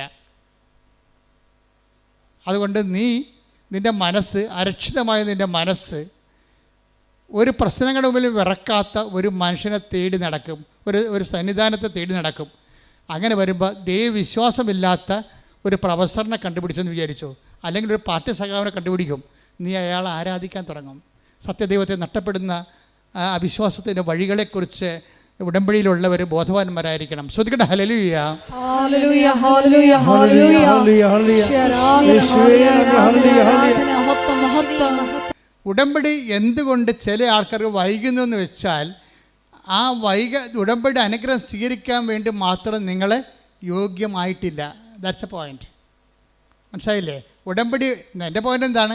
ചിലർക്ക് ദൈവത്തിൻ്റെ കമ്മ്യൂണിക്കേഷൻ എന്തുകൊണ്ടാണ് ഇതുവരെക്കും റേഞ്ച് ഒക്കാത്തതിൻ്റെ കാര്യം വെച്ച് കഴിഞ്ഞാൽ, റേഞ്ച് ഒക്കാൻ വേണ്ടി മാത്രം നിങ്ങൾ, അനുഗ്രഹം സ്വീകരിക്കാൻ വേണ്ടി മാത്രം നിങ്ങൾ റേഞ്ചുള്ള സ്ഥലത്തല്ല നിൽക്കണത്. ദൈവം നിങ്ങളെ പതുക്കെ പതുക്കെ അമ്മയിലൂടെ അപ്പനിലൂടെയൊക്കെ കൊണ്ടു നല്ല ജീവിത അനുഭവങ്ങളിലൂടെ, രണ്ടും ആയാണ് അപ്പ അമ്മ അനുഭവങ്ങൾ. ഈ 3 ആൾക്കാരും ദൈവത്തിൻ്റെ കൈകളാണ്. നിങ്ങൾ തള്ളി കൊണ്ടുവന്ന് റേഞ്ചുള്ള സ്ഥലത്ത് നിർത്തും. മിഥുൻ്റെ പണി പോയി. അതാണ് വിഷയം. മിഥുന് ഇപ്പം നേരത്തെ എന്താ പറഞ്ഞത്? ഈ ഉടമ്പടി എടുക്കാൻ വേണ്ടി വന്ന മിഥുൻ പോയി വണ്ടിയായിരുന്നു, കാറിലിരുന്ന് കണ്ട സിനിമ കണ്ട കാര്യം എന്താ? അപ്പന് വരെ അവന് നല്ല ജോലിയുണ്ട്, നല്ല ശമ്പളമുണ്ട്, നാട്ടിൽ തന്നെ 1,00,000 രൂപ അടുത്ത് ശമ്പളം ഉണ്ടാവും. അപ്പോൾ വീട്ടിൽ പണം കൊടുക്കണ ആർക്കാണ്? ഇവർ അന്നന്ന് വേണ്ട ആഹാരം ഇത് ഞങ്ങൾക്ക് തരണമെന്ന് അപ്പം മുട്ടയെന്ന് പ്രാർത്ഥിക്കുമ്പോൾ അവനവിടെ കിടക്കുക, വീഡിയോ കാണുക വല്ലതായിരിക്കും, അല്ലെങ്കിൽ ആർക്കെങ്കിലും മെസ്സേജ് വിട്ടുകൊണ്ടിരിക്കുകയാണ്. കാര്യം അന്നന്ന് വേണ്ട ആഹാരം കൊടുക്കുന്ന ദൈവം അവനാണ്. എപ്പോഴും നമ്മൾ ശ്രദ്ധിക്കേണ്ട വിഷയമാണ്. ഒന്ന് ഉറങ്ങിയതുകൊണ്ട് നേരം വിളിക്കത്തില്ല. ഇപ്പോഴീ കാലാവസ്ഥ ഇപ്പം സേഫാണ് വിചാരിച്ചുകൊണ്ട് നാളെ അത് സേഫാണെന്ന് നിർബന്ധമില്ല. ദൈവത്തെ കൂടാതെ ഈശോ പറഞ്ഞിട്ടുണ്ട്. എന്താണ്? എന്നെ കൂടാതെ നിങ്ങൾക്കൊന്നും ചെയ്യാൻ, കുറച്ചൊക്കെ ചെയ്യാൻ പറ്റുമായിരിക്കും, പക്ഷേ ദൈവത്തെ കൂട്ടിച്ചേർക്കേണ്ട ഒരു സമയം എപ്പോഴായാലും നമുക്ക് കൺഫ്രണ്ട് ചെയ്യേണ്ടി വരും. Take the word of God, എന്നെ കൂടാതെ. ശ്രദ്ധിക്കട്ടെ. ഹല്ലേലൂയ, ഹല്ലേലൂയ, ഹല്ലേലൂയ, ഹല്ലേലൂയ. യേശുവേ നന്ദി. ഹല്ലേലൂയ, ഹല്ലേലൂയ. യോഹന്നാൻ 15:5. യോഹന്നാൻ 15:5. എന്നെ കൂടാതെ നിങ്ങൾക്ക് ഒന്നും ചെയ്യാൻ കഴിയുകയില്ല. അപ്പോൾ ഇതേ പ്രശ്നം വെച്ചാൽ ഏതെങ്കിലും ഒരു നിമിഷം വരും നമ്മുടെ ജീവിതത്തിൽ, ഒരു ബ്ലാങ്ക് പീരീഡ് വരും. അപ്പോഴെന്ത് വേണം? ദൈവത്തിന് നമുക്ക് ആവശ്യമുണ്ടാകും. അതാണ് വിഷയം. ദൈവത്തിന് ഒരു വസ്തുവാണെങ്കിൽ ദൈവത്തിന് ആവശ്യം, ആ വസ്തു നമുക്കൊരു അരിവാള് നമ്മളെവിടെ വെക്കണത്? എവിടെയെങ്കിലും അലമാരിയോ അടുക്കളുടെ അലമാരയുടെ അടിക്കൊണ്ട് അരിവാൾ വെച്ച് വെക്കും. എന്നാൽ ഇപ്പോൾ അത് ആവശ്യമില്ല, ഇല്ലേ? ഒരു മഴയും കാറ്റും വന്ന് ഒരു പരത്തി കമ്പ് വന്ന് നമ്മുടെ അടുക്കള മുതുകത്ത് വീഴുമ്പോഴാണ് നമ്മൾ അരിവാൾ തിരക്കണത്. ഉടനെ അവിടെ അലമാരടിയിൽ പോയി നമ്മൾ അരിവാൾ എടുത്തുകൊണ്ട് വരും. തൽക്കാലം നമുക്ക് ആവശ്യമില്ല. ആവശ്യമില്ലാത്ത സ്ഥലം നമ്മൾ പാത്ത് വെക്കും. ദൈവത്തെ പാത്ത് വെക്കുന്ന ഒരു ജീവിതമാണ് പലപ്പോഴും എല്ലാവർക്കും ഉള്ളത്. തൽക്കാലം ആവശ്യമില്ലാത്ത കാരണം പ്രാർത്ഥന മുടങ്ങും, കുർബാന മുടങ്ങും. ഇപ്പോൾ കുർബാന മുടങ്ങുന്നവരും ഇപ്പോൾ പ്രാർത്ഥന മുടങ്ങുന്നവർ ഓർക്കുക, അരിവാളെ പാത്ത് വെക്കണ പോലെ നിങ്ങൾ ദൈവത്തെ പാത്ത് വെക്കുകയാണ്. ദൈവത്തെ വസ്തുവാക്കുന്നവരാണ് തൽക്കാലത്തേക്ക് ദൈവത്തെ മാറ്റി നിർത്തുന്നത്. ഈ കൊടുത്ത പോയിന്റ് ക്ലിയർ ആയില്ലേ? വസ്തുക്കളെ നമ്മൾ മാറ്റി വെക്കും, ആവശ്യമുള്ളപ്പോൾ അത് എടുക്കത്തുള്ളൂ. നമുക്ക് 10 സെൻറ്റ് സ്ഥലമുണ്ട്, അല്ലെങ്കിൽ അരയൊക്കെ സ്ഥലമുണ്ടെങ്കിൽ അതിൻ്റെ പ്രമാണം പിടിച്ചിട്ട് നമ്മൾ നടക്കണില്ലല്ലോ, ഇല്ല. അത് ആവശ്യമുള്ളപ്പോഴും പൊക്കെ ഓരോ ചെയ്യാൻ നേരത്തേക്ക് എടുക്കത്തുള്ളൂ. ആവശ്യമുള്ളപ്പോൾ എടുക്കുന്ന സ്ഥലങ്ങൾ മാത്രം എടുക്കുകയാണെങ്കിൽ അതെന്താണ്? വ്യക്തിയല്ല, വസ്തുവാണ്. നീയും നിൻ്റെ ദൈവത്തിന് ആവശ്യമുള്ളപ്പോൾ, ഒരു ജീവിത ആവശ്യമുള്ളപ്പോൾ മാത്രമാണ് എടുക്കുന്ന വ്യക്തിയാണെങ്കിൽ നീ ദൈവത്തെ വ്യക്തിയായിട്ട് കാണുന്നില്ല, വസ്തുവായിട്ട് കാണുന്നു. വസ്തുവായിട്ട് കണ്ടാൽ ദൈവം വർക്കൗട്ടല്ല. അതുകൊണ്ടാണ് ഉടമ്പടി ലാഗ് ചെയ്യണത്. ശ്രദ്ധിക്കട്ടെ. ഹല്ലേലൂയ, ഹല്ലേലൂയ, ഹല്ലേലൂയ, ഹല്ലേലൂയ. വ്യക്തിയായി സത്യമായി സ്നേഹിക്കാൻ ഈ ആരാധനയിലൂടെ ഞങ്ങൾ അഭിഷേകം ചെയ്യണം.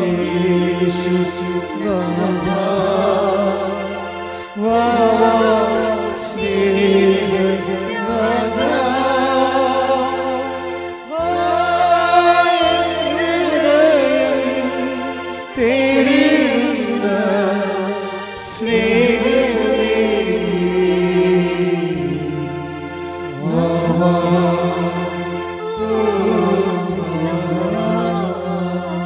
പരിശുദ്ധ പരമദിവ്യകാരുണ്യത്തിന് ആരാധനയും സ്തുതിയും പുകഴ്ചയും ഉണ്ടായിരിക്കട്ടെ. അപ്പൊ എന്നെ കൂടാതെ ഇപ്പൊ 15:5 യോഹന്നാൻ പറഞ്ഞു, എന്നെ കൂടാതെ നിങ്ങൾക്ക് ഒന്നും ചെയ്യാൻ സാധ്യമല്ല എന്ന് പറഞ്ഞ അതിൻ്റെ അർത്ഥം, എൻ്റെ മകനെ, എൻ്റെ മകളെ, നിന്റെ കരത്തിൽ, നിന്റെ യാത്രയിൽ നിത്യമായി എന്നെയും കൂട്ടു. ഞാൻ നിന്റെ കൂടെ വരാൻ ആഗ്രഹിക്കുന്നു. I will come with you wherever you go. നീ എവിടെ പോയാലും ഞാൻ നിന്റെ കൂടെ വരുമെന്ന് പറഞ്ഞത് തന്നെയാണ്. എന്നെ കൂടാതെ നിങ്ങൾക്ക് ഒന്നും ചെയ്യാൻ സാധ്യമല്ലെന്ന് പറയുന്നുണ്ടെങ്കിൽ അതാണ് ഉടമ്പടിയിലുള്ള ദൈവത്തിന്റെ സ്നേഹം. കൈയടിക്കട്ടെ. ഞങ്ങളുടെ കൂടെ സഞ്ചരിക്കുന്ന അവിടുത്തെ സാന്നിധ്യത്തിന്, സാമീപ്യത്തിന് നന്ദി പറയുന്നു.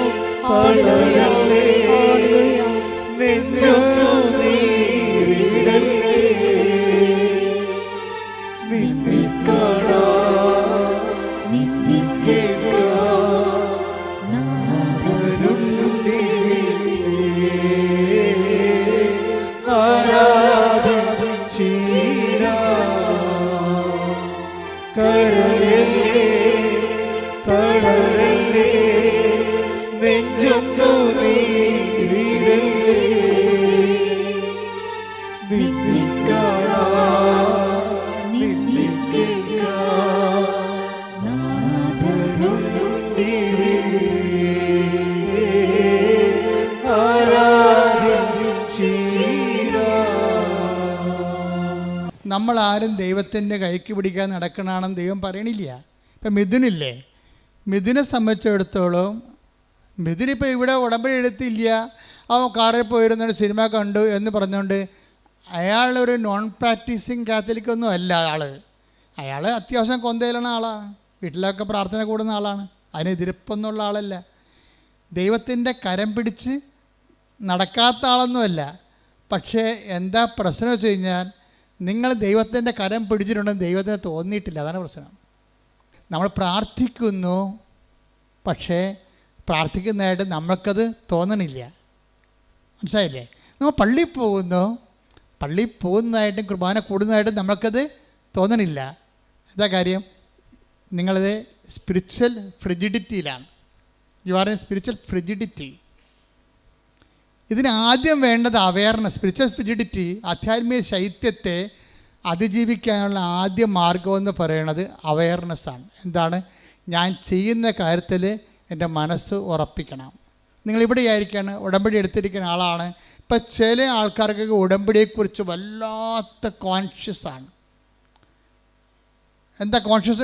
അവബോധമാണ്. എന്താ കാര്യം വെച്ച് കഴിഞ്ഞാൽ, അവരിപ്പോൾ ഒരു അപകടം ഉണ്ടായാൽ, ഞാൻ ഇപ്പോഴും ഓർക്കും, ഒരു ആങ്ങളെ ഉടമ്പടി എടുത്ത്, ഒരു പെങ്ങൾ ഉടമ്പടി എടുത്തതാണ്. അപ്പോൾ ഉടമ്പടി എടുത്ത് അവളങ്ങനെ ഉടമ്പടി ജീവിക്കുകയാണ്. വേറെ എന്തോ കാര്യത്തിന് വേണ്ടി, അവൾക്ക് വേണ്ടി, ഭർത്താവിന് വേണ്ടിയൊക്കെയാണ് ഉടമ്പടി എടുത്തിരിക്കുന്നത്. പക്ഷേ അവൾക്ക് ഉടമ്പടിയാണെന്ന് അവൾക്ക് അവയർനെസ് ഉണ്ട്. പക്ഷേ കുറച്ച് കഴിഞ്ഞപ്പോൾ ഒരു ഭയങ്കര ഫോൺ കേട്ടു. അവൾ ഫോൺ എടുത്ത് നോക്കിയപ്പോൾ കൂട്ടുകാരത്തി വിളിച്ചിരിക്കുകയാണ്. എടി, നിൻ്റെ ആങ്ങളയെ വണ്ടി ഇടിച്ചെന്ന് പറഞ്ഞ്.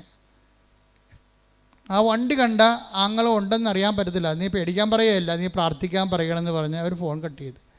ഫോൺ കട്ട് ചെയ്യണമെങ്കിൽ ഇവളൊരു കാര്യം പറയും, എൻ്റെ ആങ്ങളെക്കൊരു ചുക്ക് സംഭവിക്കത്തില്ല, ഞാൻ ഉടമ്പടി എടുത്തതാണെന്ന്. ഇതാണ് കവനൻ്റ് കോൺഷ്യസ് എന്ന് പറയണത്. കവനൻ്റ് കോൺഷ്യസ് ഉടമ്പടി എടുക്കും. ഇപ്പം നിങ്ങളുടെ കയ്യിൽ ഞാൻ എപ്പോഴും തരികയില്ലേ. ഇപ്പം ചില ആൾക്കാർ എന്നെ കണ്ടു കഴിയുമ്പോൾ ആൾക്കാർ ചോദിക്കുക, അച്ഛാ ഇത് കണ്ട അച്ഛാ, ഉടമ്പടി കാശുരൂപയില്ല, ഞാൻ കൊച്ചു കാശ് കൊണ്ട് അടയ്ക്കണമെന്ന് പറയും. ഞാൻ പറഞ്ഞു, കൊച്ചു ഉടമ്പടി കാശുരൂപ എന്ത് ചെയ്യും? അപ്പം മിണ്ടത്തില്ല. അതെന്താ കാര്യം? അവർ മകൾക്ക് കൊടുത്തതാണേ, നമുക്കത് കൈമാറ്റം ചെയ്യാൻ പറ്റത്തില്ല. ഉടമ്പടി കാശുരൂപം പോയാൽ നിങ്ങളുടെ മുമ്പിൽ ഉടമ്പടി കാശ് ഇനി വേണമെങ്കിൽ ഉടമ്പടി എടുക്കാനേ പറ്റത്തുള്ളൂ. അല്ല, എന്തെങ്കിലും ഒരു വസ്തു തരികയല്ല. ഉടമ്പടി നിങ്ങളുടെ നെഞ്ചത്ത് കിടക്കുമ്പോൾ, ആ കാശ് നിങ്ങളുടെ നെഞ്ചത്ത് കിടക്കുമ്പോൾ നിങ്ങൾ ഉടമ്പടിയാണ്. അത് ഒരു ഓർമ്മയാണ്. നിങ്ങൾക്കറിയാവില്ല, ക്രിസ്ത്യാനിറ്റിയിലെല്ലാം വർക്കിംഗ് കണ്ടീഷനായിരിക്കുന്നത് ഓർമ്മ സ്റ്റേജിലാണ്. ഓർമ്മയെ ഉണർത്തുക എന്നുള്ളതാണ് വിശ്വാസിയുടെ നടപടിക്രമങ്ങളുടെ പ്രധാന ലക്ഷ്യം.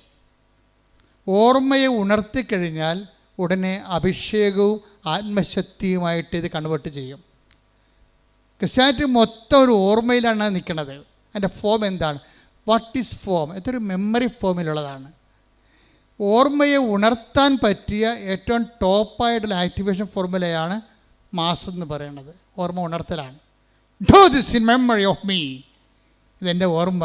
എന്നെ സംബന്ധിച്ചിടത്തോളം ഭയങ്കര ഈ കുർബാന, ആൾക്കാരോട്ട് നടത്തുന്ന കുർബാന എന്ന് പറയുന്നത് ഒരു വല്ലാത്ത കുർബാനയാണ്. ആഘോഷമാണ് ശരിക്കും. എന്തിനാഘോഷിക്കുന്നു? എൻ്റെ കർത്താവ് എനിക്ക് വേണ്ടി മരിച്ചതിനെ ഞാൻ ആഘോഷിക്കുകയാണ്. എന്താണ്? മരണം പ്രഖ്യാപനമാണ്. ജീസസ് ഡൈഡ് ഫോർ മീ എന്നാണ് ഞാൻ പറയുന്നത്. നമ്മളെല്ലാവരും പറയുന്നതാണ്. കർത്താവ് എനിക്ക് പകരക്കാരനായി മരിച്ചവനാണ്. ഞാൻ മരിക്കുന്നിടത്ത് എനിക്ക് പകരക്കാരനായി മരിച്ചു. അപ്പോൾ എനിക്കിനി മരണമില്ല. ഞാൻ നിത്യത വരെ കർത്താവിനെ കണ്ടെത്തും വരെ, കൂടെ ജീവിക്കും വരെ എനിക്കൊരു ജീവിതം ഞാൻ പങ്കിടുകയാണ്. അപ്പോൾ എൻ്റെ ത്വര എന്താണ്? എത്രയും വേഗം കർത്താവിൻ്റെ അടുത്തേക്ക് എത്തിച്ചേരാൻ. അതുകൊണ്ടാണ് ബൈബിൾ ചോദിക്കേണ്ടത്, മരണമേ നിൻ്റെ ദംശനം എവിടെ? ശ്രുതിക്കട്ടെ ഹല്ലേലൂയ. ഇതോടൊപ്പം ശ്രുതിക്കട്ടെ ഹല്ലേലൂയ, ഹല്ലേലൂയ, ഹല്ലേലൂയ. യേശുവേ നന്ദി. ഹല്ലേലൂയ, ഹല്ലേലൂയ, ഹല്ലേലൂയ, ഹല്ലേലൂയ, ഹല്ലേലൂയ, ഹല്ലേലൂയ. 1 Korinthos 15:55. 1 Korinthos 15:55. മരണമേ നിന്റെ ദംശനം എവിടെ? മരണത്തെ ഒരു പാമ്പായിട്ടാണ് കാണുന്നത്. ഇപ്പം എന്ത് ചെയ്യും? അതിൻ്റെ വിഷപ്പല്ലി കർത്താവ് ഊരിക്കളഞ്ഞ്. Take the word of God. പറഞ്ഞേ, മരണമേ നിന്റെ ദംശനം എവിടെ? അടുത്ത വചനം. മരണത്തിന്റെ ദംശനം പാപവും, മരണത്തിന്റെ ദംശനം പാപവും, പാപത്തിന്റെ ശക്തി നിയമവുമാണ്. പാപത്തിന്റെ ശക്തി നിയമവുമാണ്. നമ്മുടെ കർത്താവായ യേശുക്രിസ്തു വഴി, നമ്മുടെ കർത്താവായ യേശുക്രിസ്തു വഴി നമുക്ക് വിജയം നൽകുന്ന ദൈവത്തിന് നന്ദി. അപ്പം നമുക്ക് വിജയം നൽകുന്ന ആരാണ്? ദൈവം. ആര് വഴിയാണ്? കർത്താവ് വഴി. അപ്പം നമുക്ക് വിജയം നൽകുന്ന ദൈവമാണെങ്കിൽ, അത് കർത്താവ് വഴിയാണെങ്കിൽ, ആ വിജയം നൽകുന്ന കർത്താവ്, അത് വിജയം നൽകിയത് ഉടമ്പടി വഴിയാണ്. ശ്രുതിക്കട്ടെ ഹല്ലേലൂയ, ഹല്ലേലൂയ, ഹല്ലേലൂയ, ഹല്ലേലൂയ. പ്രവൃത്തികളിൽ ഈശോയെ അഭിവൃദ്ധി പ്രാപിക്കുവാൻ ഈ ആരാധനയിലൂടെ ഞങ്ങൾ അഭിഷേകം ചെയ്യണം.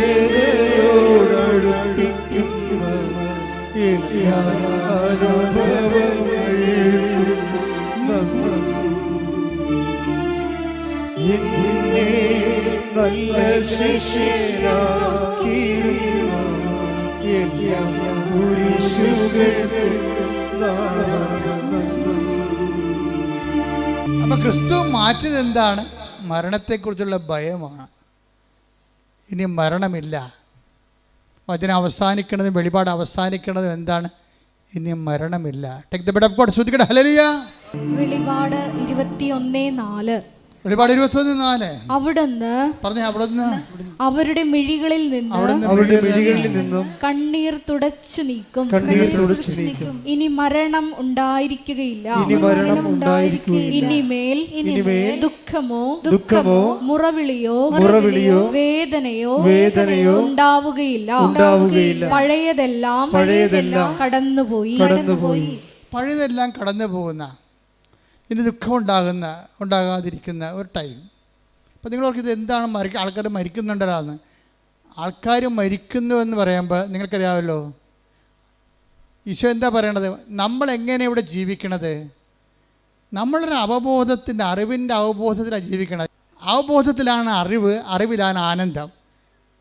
അതുകൊണ്ടാണ് ഈശോ പറഞ്ഞത്, ഏകസത്യദൈവമായ നിന്നെയും നീ അയച്ച യേശുക്രിസ്തുവിനെയും അറിയുകയാണ് നിത്യജീവൻ. ഇപ്പം ക്രിസ്തു വന്നോടുകൂടിയാണ് നമ്മുടെ മരണത്തിൻ്റെ ഭയം മാറിയത്. എന്താ കാര്യം?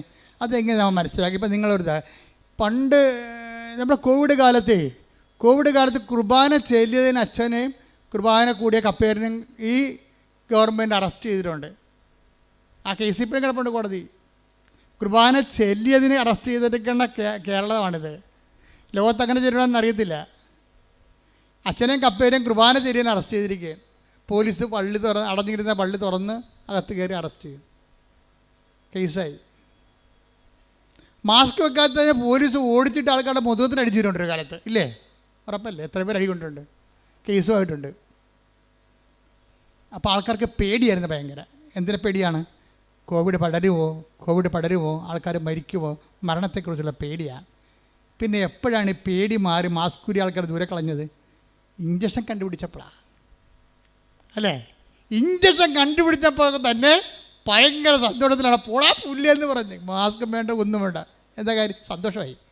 അതന്നെ ക്രിസ്തു ചെയ്തത്. പാപത്തിനും മരണത്തിനും ഇഞ്ചക്ഷൻ കണ്ടുപിടിച്ചു. എന്താണ്? തൻ്റെ മരണത്താൽ പാപത്തിന് പരിഹാരമാക്കിയിട്ട് ദൈവത്തിരുസന്നിധിയിൽ പ്രസാദത്തിനുള്ള വഴി കാണിച്ചപ്പോഴാണ് മനുഷ്യന് സന്തോഷമുണ്ടായത്. അവിടുന്ന് അവിടെ കണ്ണിൽ നിന്ന് കണ്ണീരെല്ലാം തുടച്ചു നീട്ടി. ഇനി മരണമില്ല. ശ്രദ്ധിക്കട്ടെ. ഹല്ലേലൂയ. ഹല്ലേലൂയ, ഹല്ലേലൂയ, ഹല്ലേലൂയ. യേശുവേ നന്ദി. ഹല്ലേലൂയ, ഹല്ലേലൂയ. മഹത്വം, മഹത്വം.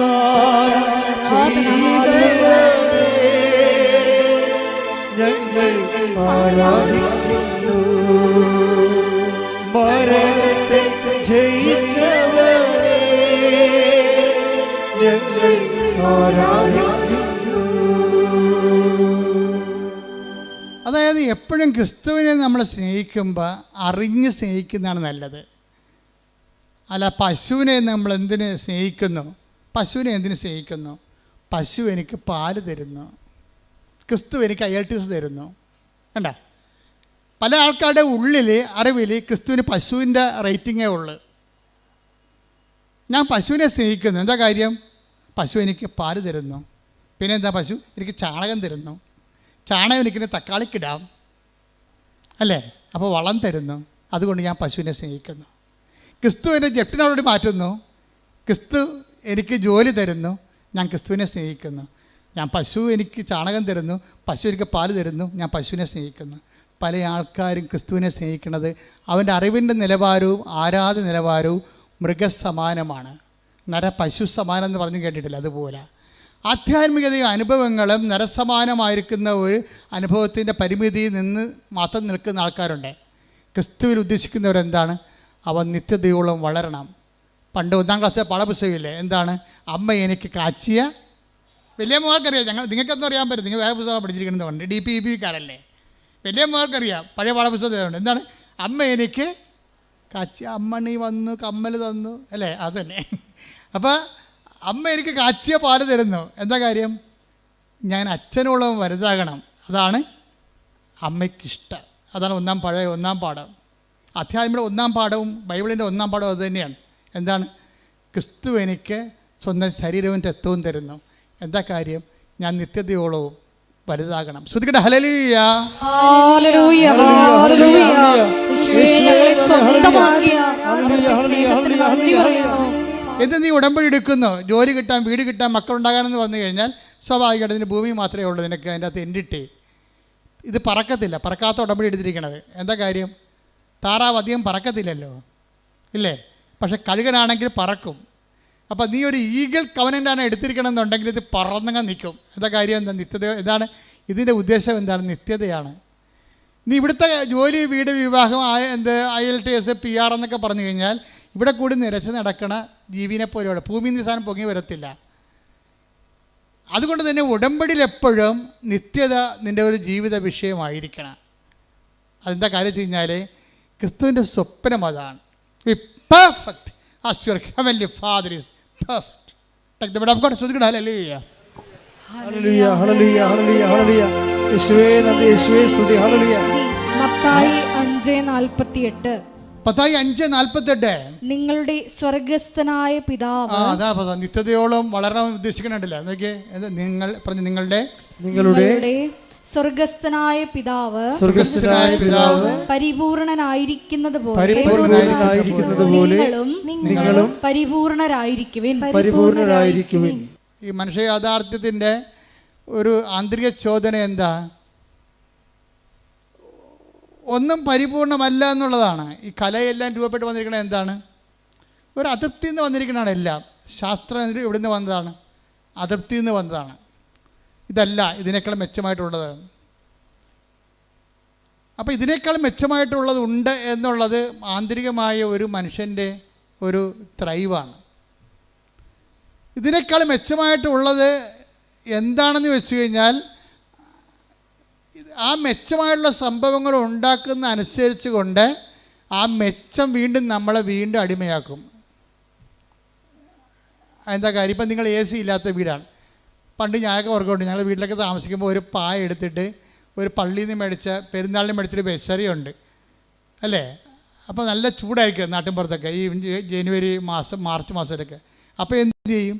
നമ്മളിങ്ങനെ ഈ ബെസറി കൊണ്ട് വീശി രാത്രി നല്ല വേർപ്പായിരിക്കുമേ. അപ്പം വീശി എന്ത് ചെയ്യും? വീശി വെച്ച് വേർത്ത് ഉറങ്ങിപ്പോവും. അതേ ഉള്ളൂ. കറണ്ടില്ലാത്ത സമയത്ത് പിന്നെ അവിടെ കിടക്കാൻ പറ്റത്തില്ല, വിശറിക്ക് നമ്മളെ രക്ഷിക്കാൻ പറ്റണില്ല. ഫാൻ കണ്ടുപിടിച്ചപ്പോൾ അതിന്മേ മുഴുവൻ പുകയുടെയും കരിയും ചിലന്തി വരെയൊക്കെ ആയപ്പോൾ മനുഷ്യൻ എ സി വെച്ചു. എ സി കുറച്ച് നേരം ഇരുന്ന് കഴിയുമ്പോൾ എ സിയിൽ തന്നെ റിപ്രക്കഷൻസും പല റെസിപ്രേഷനും പല രോഗങ്ങളൊക്കെ ആയിട്ട് ഈ വെള്ളം കുടിക്കണവന് ഇനിയും ദാഹിക്കും. ഈശോ പറഞ്ഞതല്ലേ, വിശറി പിടിക്കുന്നവന് പിന്നെയും ദാഹിക്കും, അവന് ഫാൻ വേണം, ഫാനുള്ളവന് പിന്നെയും ദാഹിക്കും, അവന് എ സി വേണം. ഈ വെള്ളം കുടിക്കണവന് ഇനി ഹല്ലേലൂയ. യോഹന്നാൻ 4:13 യേശു പറഞ്ഞു, ഈ വെള്ളം കുടിക്കുന്ന ഏവനും വീണ്ടും ദാഹിക്കും. അപ്പോൾ ഇത് മനുഷ്യൻ ഈ ഭൂമിയിൽ നിങ്ങളുടെ മെറ്റീരിയൽ ബോഡിയെ എന്തെങ്കിലും ഉപയോഗിച്ചു കൊണ്ടാണ് നിങ്ങൾ തൃപ്തിപ്പെടുത്താൻ വരുന്നുണ്ടെങ്കിൽ മരണം വരെ തൃപ്തിയില്ലാത്ത അവസ്ഥ തുടരുമെന്നാണ് പറയുന്നത് ബൈബിള്. യോഹന്നാൻ 2:17 എടുത്തേ. 2:17 ലോകവും അതിന്റെ മോഹങ്ങളും കടന്നു പോകുന്നു. അതാണ് പ്രശ്നം. ഈ മോഹങ്ങൾക്കെല്ലാം നമ്മൾ പുതിയ സ്ഥാനം കണ്ടുപിടിക്കുകയും ചെയ്യും. പക്ഷെ എന്താ പറയണത്, അതും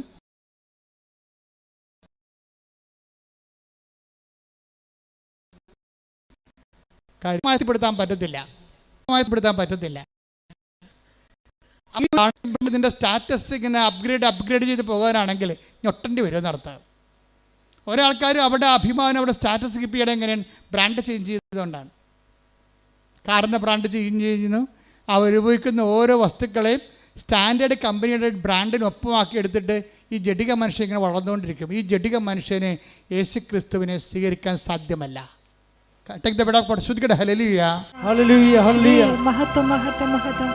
യോഹന്നാൻ 14:17 ഈ സത്യാത്മാവിനെ സ്വീകരിക്കാൻ ലോകത്തിന് സാധിക്കുകയില്ല, കാരണം അത് അവനെ കാണുകയോ അറിയുകയോ ചെയ്യുന്നില്ല. എന്നാൽ നിങ്ങൾ അവനെ അറിയുന്നു, കാരണം അവൻ നിങ്ങളോടൊത്ത് വസിക്കുന്നു, നിങ്ങളിൽ ആയിരിക്കുകയും ചെയ്യും. ഇതൊരു തിരിച്ചറിവിൻ്റെ വിഷയമാണ്. നമ്മളോടൊത്ത് ആയിരിക്കുന്ന പരിശുദ്ധാത്മാവിനെ അവബോധപ്പെടുത്തുകയും നമ്മൾ നിറയാൻ വേണ്ടി അതിൻ്റെ ഫലങ്ങൾക്ക് വേണ്ടി പ്രാർത്ഥിക്കുകയും പരിശുദ്ധാത്മാവിൻ്റെ നൽകുന്ന പരീക്ഷണങ്ങളെ വിവേചിച്ച് മനസ്സിലാക്കുകയും അതിൻ്റെ പാഠങ്ങളെ പഠിക്കുകയും പൂർത്തിയാകാൻ വേണ്ടി ആത്മാവിനാൽ എന്താ പറയണത്, ഞാൻ തരുന്ന വെള്ളം കുടിക്കുന്നവന്, അതാണ് ഈശോ പറഞ്ഞത്. തിരുനാളിൻ്റെ മഹാദിനത്തിൽ അവൻ എഴുന്നേറ്റതെന്ന് 7 യോഹന്നാൻ 7:37 ശ്രുതികട്ടെ. ഹല്ലേലൂയ. യോഹന്നാൻ 7:37 തിരുനാളിന്റെ അവസാനത്തെ മഹാദിനത്തിൽ അവസാനത്തെ മഹാദിനത്തിൽ യേശു എഴുന്നേറ്റ് നിന്ന് ശബ്ദമുയർത്തി പറഞ്ഞു, ആർക്കെങ്കിലും ദാഹിക്കുന്നെങ്കിൽ അവൻ എന്റെ അടുക്കൽ വന്ന് കുടിക്കട്ടെ. എന്നിൽ വിശ്വസിക്കുന്നവന്റെ ഹൃദയത്തിൽ നിന്ന്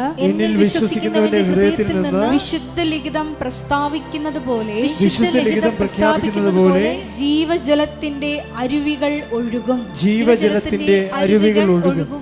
ഉടമ്പടി എങ്ങോട്ടാണ് സഞ്ചരിക്കണം എന്ന് വെച്ചാൽ ജീവജലത്തിൻ്റെ ഉറവയിലേക്കാണ് സഞ്ചരിക്കുന്നത്. ജഡികമായ കാര്യങ്ങളൊക്കെയാണ് ചോദിച്ചിരിക്കണമെങ്കിലും ജഡികമായ കാര്യങ്ങളെക്കുറിച്ച് ഈശോ ഒരു തീർപ്പ് കൽപ്പിച്ചിട്ടുണ്ട്. സുപ്രീം കോടതി ഫുൾ ബെഞ്ച് തീരുമാനമാണ്. ഈശോ ഒരു കാര്യം പറഞ്ഞാൽ എന്താണ്? അവൻ അന്ത്യവിധിയാളൻ ആരാണ്? അവനല്ലേ. അവനൊരു കാര്യം പറഞ്ഞാൽ പിന്നെ ഡിവിഷൻ ബെഞ്ചല്ല, ഫുൾ ബെഞ്ചാണത്.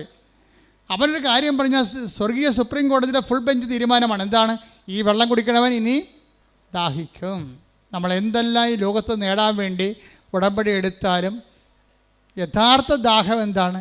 ഞാൻ തരുന്ന വെള്ളം കുടിക്കുന്നതിന് ഒരിക്കലും ദാഹിക്കുകയില്ല. ഞാൻ തരുന്ന വെള്ളം എന്താണ്? തിരുനാളിൻ്റെ ഒന്ന് പറഞ്ഞേ, തിരുനാളിൻ്റെ 1-ാം ഘട്ടം തന്നെ. ഒരു വലിയ വിഷയം പറയുമ്പോൾ ഈശോ പഠന പാട് കണ്ടില്ലേ? തിരുനാളിൻ്റെ രണ്ടാമത്തത് എന്താ? മഹാദിനത്തിൽ അവൻ എഴുന്നേറ്റ് നിന്ന് ഉച്ചത്തിൽ പറഞ്ഞു. ഇത്രയും എംഫാറ്റിക് ആയിട്ടൊരു ഒറ്റ വാക്ക് ഈശോ പറഞ്ഞിട്ടില്ല. ഒരു വാക്ക് പറയാൻ വേണ്ടി തിരുനാളിൻ്റെ 11 ദിവസങ്ങളിൽ 11ാമത്തെ ദിവസം തിരഞ്ഞെടുക്കുകയാണ് ക്ലൈമാക്സ്. തിരുനാളിൻ്റെ മഹാദിനത്തിൽ എഴുന്നേറ്റ് നിന്ന് അവനെന്ത് ചെയ്ത്? അവൻ ഉച്ചത്തിൽ പറഞ്ഞു.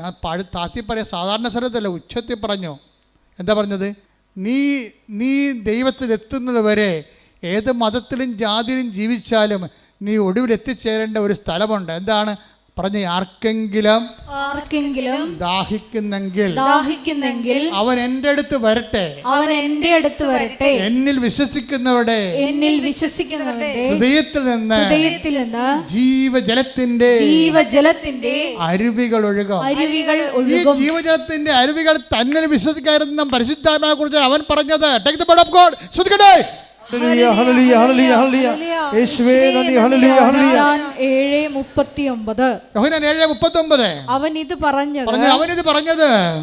ഇത് പറഞ്ഞത് തന്നിൽ വിശ്വസിക്കുന്നവരെ സ്വീകരിക്കാനിരിക്കുന്ന ആത്മാവിനെ കുറിച്ചാണ്. നീ പരിശുദ്ധാത്മാവിനെ സ്വീകരിക്കാൻ വേണ്ടി ഉടമ്പടിയിൽ ഞാൻ എപ്പോഴും പറയും, മക്കളെ, നിങ്ങൾ ഉടമ്പടി എടുക്കുമ്പോൾ ഒരു കോളം ദൈവത്തിന് കൊടുത്തേക്കണം. എന്തിനാണ്? അത് പരിശുദ്ധാത്മാവിൻ്റെ കോളമാണ്. നിൻ്റെ സാഹചര്യവും ആത്മീയമായിട്ടുള്ള നിൻ്റെ ഒരു അവസ്ഥയും അനുസരിച്ചുകൊണ്ട് നിന്നെ നയിക്കാൻ പറ്റിയ മരുന്നുകൾ ദൈവത്തിന് എഴുതി ചേർക്കാൻ പറ്റിയ ഇടമാണത്. അതിന് നിങ്ങൾ മതവും ജാതിയും ഒന്നും മാറേണ്ട കാര്യമില്ല. ക്രിസ്തുവിനെ സ്വീകരിക്കണ ആർക്കാണ് ജാതി മാറേണ്ടത്? ആർക്കാണ് മതം മാറേണ്ടത്? ഇത് അതിനുള്ള സംവിധാനമാണോ? അല്ല. നിങ്ങൾ ക്രിസ്തുവിനെ get Jesus and get saved എന്ന് വെച്ചാൽ ക്രിസ്തുവിനെ സ്വീകരിക്കുന്നവരെ അവർ മതാതീതമായിട്ട് അതീതമായിട്ട് അപ്പനും മക്കളും തമ്മിൽ ഒരുമിച്ച് കണ്ടെത്തിക്കൊണ്ട് സന്തോഷത്തോടെ ജീവിക്കുന്ന സാഹചര്യം ഇവിടെ ഉണ്ടായത് നിൻ്റെ കടങ്ങൾ കർത്താവ് അവൻ്റെ മരണത്താൽ പരിഹരിച്ചത് കൊണ്ടും നിന്നെ അവൻ കടങ്ങളിൽ നിന്ന് നീ ചെയ്യേണ്ട പാപത്തിന് പരിഹാരം അവൻ ചെയ്തപ്പോൾ അവൻ്റെ പരിഹാരം എനിക്ക് വേണ്ടി കൂടിയാണെന്ന് ഞാൻ വിശ്വസിക്കുമ്പോഴാണ് ജ്ഞാനത്താൽ നമ്മൾ സ്നാനം സ്വീകരിക്കുന്നത്. വെള്ളം കൊണ്ടല്ല, ജ്ഞാനത്താൽ. ആ അറിവ് തന്നെയാണ് നമുക്ക് സ്നാനമായി മാറുന്നത്. നിനക്ക് ക്രിസ്തുവിനെക്കുറിച്ചുള്ള സത്യമായ അറിവുണ്ടെങ്കിൽ നീ ജ്ഞാനത്താൽ സ്നാനം ചെയ്യപ്പെട്ട വ്യക്തിയാണ്. കാര്യം എന്താണ്? അറിവിൻ്റെ അഭവമായ ആദ്യവും അവസാനവും ആൽഫയും ഒമേഗയും ആരാണ്? ക്രിസ്തുവാണ്. അറിവെന്താണ്? അനുഭവം എന്ന് പറയണത്. അറിവിൻ്റെ അനുഭവം നിത്യതയാണ്. ശ്രുതികട്ടെ. ഹല്ലേലൂയ.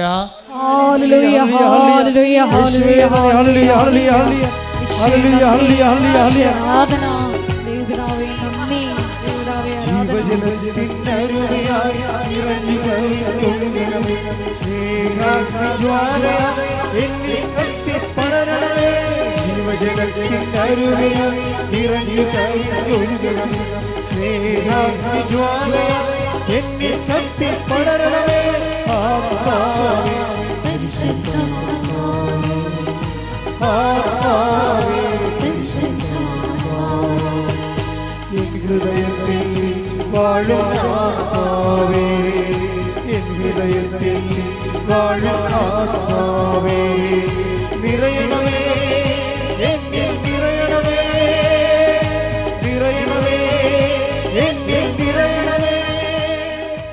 അതിലൂടെ അവസാനം ഈശോ പറഞ്ഞത് receive Jesus Christ and get saved എന്നാണ് പറഞ്ഞത്. ക്രിസ്തുവിനെ നിങ്ങൾ അറിവിൽ സ്വീകരിക്കുക, നിങ്ങൾ നിത്യത അവകാശമാക്കുക. അപ്പോൾ ക്രിസ്തുവിനെ സ്വീകരിക്കാൻ വേണ്ടി നമ്മുടെ ഓരോ പ്രശ്നവും അത് തന്നെയാണ്. നിങ്ങൾ ഉടമ്പടിയിരിക്കുന്ന നിയമമില്ല, വീടില്ല, ജോലിയില്ല, രോഗമാണെന്നൊക്കെ പറയുന്ന വിഷയം എന്താണ്? അതെല്ലാം നിന്നോട് പറയുന്ന ഒരു ദൈവഭാഷയാണത്. ഒരു ദൈവഭാഷയാണ്. നിൻ്റെ വേദനകൾ ഒരു ദൈവഭാഷയാണ്. എന്താണ്? നീ ക്രിസ്തുവിനെ സ്വീകരിക്കുക. ഇപ്പം മിഥുൻ്റെ കാര്യം ഞാൻ പറഞ്ഞില്ലേ. മിഥുൻ ഇവിടുന്ന് ഉടമ്പടി എടുക്കാതെ കാറിൽ പോയിരുന്ന് ടി വി കണ്ടുകൊണ്ടിരുന്നു, സിനിമ കണ്ടുകൊണ്ടിരുന്നു. ഉടമ്പടിയില്ല, ക്രിസ്തുവിന് ആവശ്യമില്ല, ഞാൻ ഓക്കെ ആണെന്നാണ്. കത്തോലിക്കൻ്റെ ഏറ്റവും വലിയ പോക്ക് വികാരമാണ് ഞാൻ ഓക്കെ ആണെന്നുള്ളത്. എന്താണ്? എൻ്റെ വീട്ടിൽ കുടുംബ പ്രാർത്ഥന ഉണ്ട്, ഞാൻ ഞായറാഴ്ച പള്ളിയിൽ പോകുന്നുണ്ട്, ഞാൻ ഓക്കെയാണ്. അപ്പോൾ ദൈവം പറയുന്നത് ഈ പോക്കാണെന്ന് പറയും. അറിയാമെന്ന് പറയുന്നവൻ അറിയേണ്ടത് അറിയുന്നില്ലെന്ന്.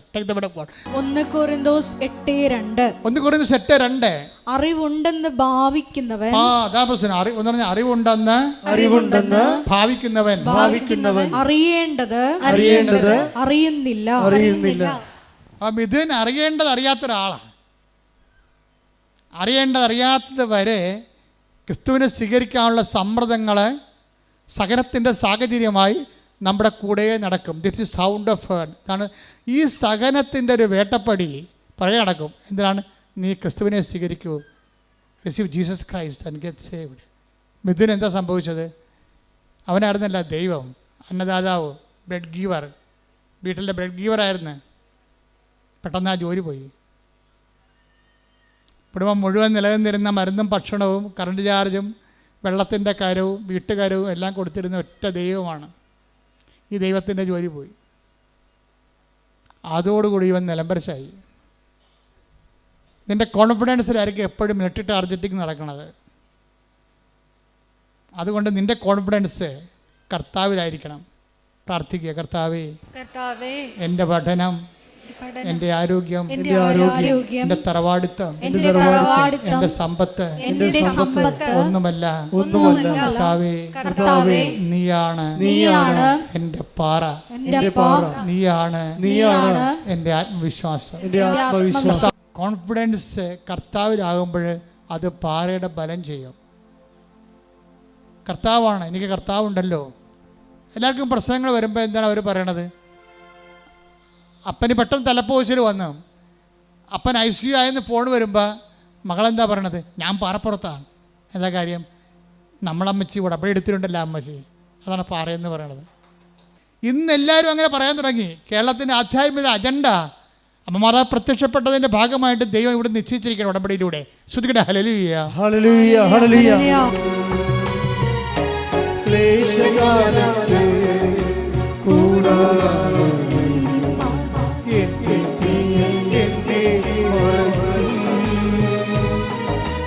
അല്പകാലം കഴിഞ്ഞ് ഉയർന്നതാ പാറമേ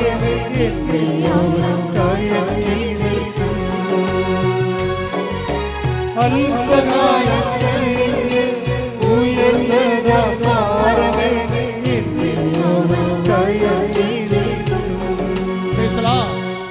ക്രിസ്തുവിനെ സ്വീകരിക്കാൻ പറ്റുന്ന രീതിയിലേക്ക് ഇവൻ്റെ ആധ്യാത്മികമായ ആ ജീവിതത്തിൻ്റെ കോൺഫിഡൻസ് തകർത്തുകൊണ്ട് ഒരു ജോലി പോയപ്പോൾ എന്തു ചെയ്യും?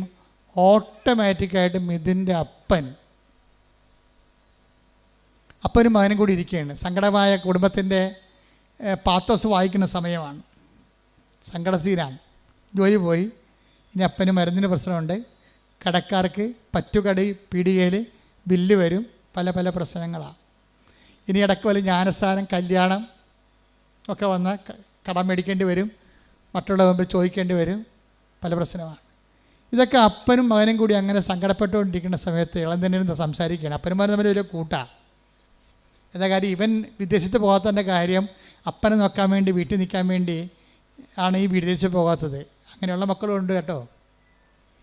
അവൻ പറയുന്നുണ്ട്, എൻ്റെ അപ്പനെയും അമ്മനെയും നോക്കാൻ വേണ്ടിയാണ് ഞാൻ പുറത്ത് ജോലി വേണ്ട, എനിക്ക് ഞാൻ അകത്ത് മതിയെന്ന് എപ്പോഴും ദൈവത്തോട് പറഞ്ഞുകൊണ്ടിരിക്കണം.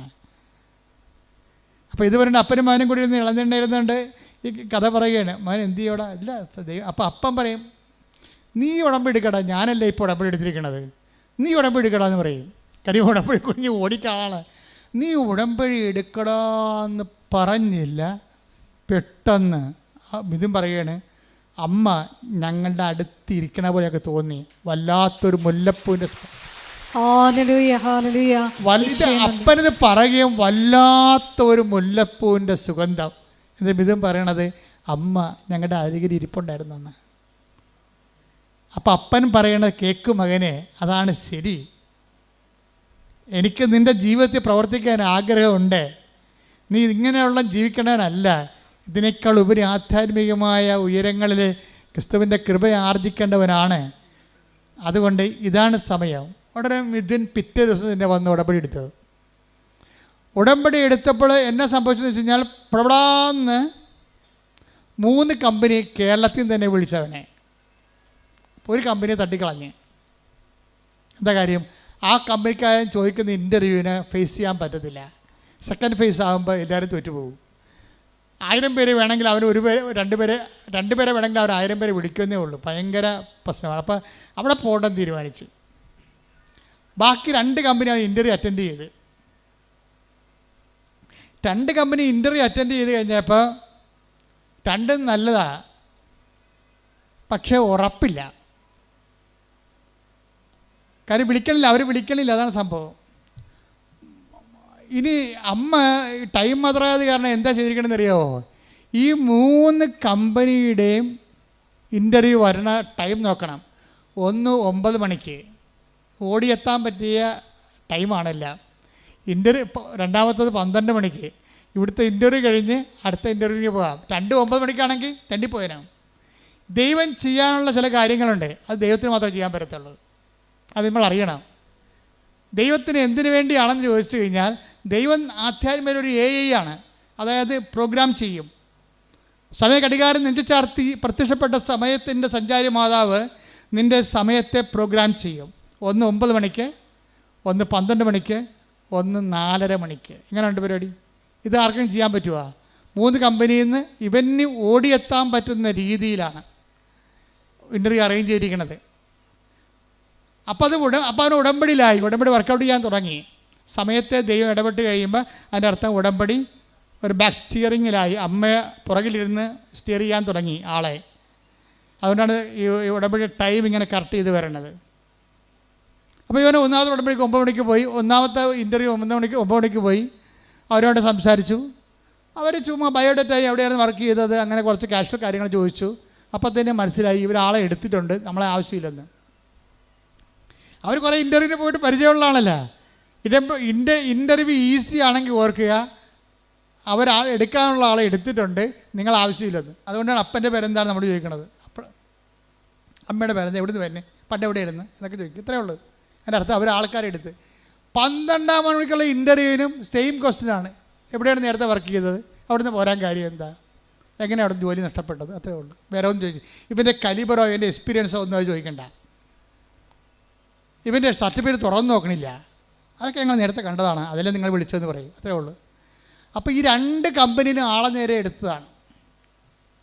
3ാമത്തെ കമ്പനിയിൽ ഇവന് താല്പര്യമില്ല. കാര്യം എന്താണ്, അവിടെ ചെന്നാൽ രക്ഷപ്പെടത്തില്ല. അതുകൊണ്ടാണ് കാര്യം ആ കമ്പനി ഇവൻ അവോയ്ഡ് ചെയ്ത് കൂട്ടിയതാണ്. അതുകൊണ്ട് 12 മണി കഴിഞ്ഞപ്പോൾ തന്നെ ഇവൻ ഉഴപ്പാൻ തുടങ്ങി. ഇനി തീർന്നില്ല, ഇൻ്റർവ്യൂ തീർന്നില്ല. പക്ഷെ 4 മണിയായപ്പോൾ തന്നെ ഈ കമ്പനിയിൽ നിന്ന് 3ാമത്തെ കമ്പനിയിൽ നിന്ന് ആരെ വിളിച്ചു. കാര്യം ഈ ഉടമ്പടിയുടെ പ്രശ്നം പറയണത്, അമ്മ ഒരു one way or other mother ഞങ്ങളുടെ കൂടെ കമ്മ്യൂണിക്കേറ്റ് ചെയ്യുന്നുണ്ട്. എനിക്കത് മനസ്സിലാകാൻ വേണ്ടി മാത്രം ഞാൻ ഉടമ്പടി അത്ര വളർന്നില്ലല്ലോ. അമ്മ ഞാനും അപ്പനും കൂടി ഇൻ്റർവ്യൂവിന് വേണ്ടി പുറത്തിറങ്ങിയപ്പോൾ തന്നെ ഞങ്ങൾക്ക് മുമ്പിൽ മഴമില്ലി വീശിയടിച്ചെന്ന് പറയും. ഉടമ്പടി ഭയങ്കര സംഭവമല്ലേ.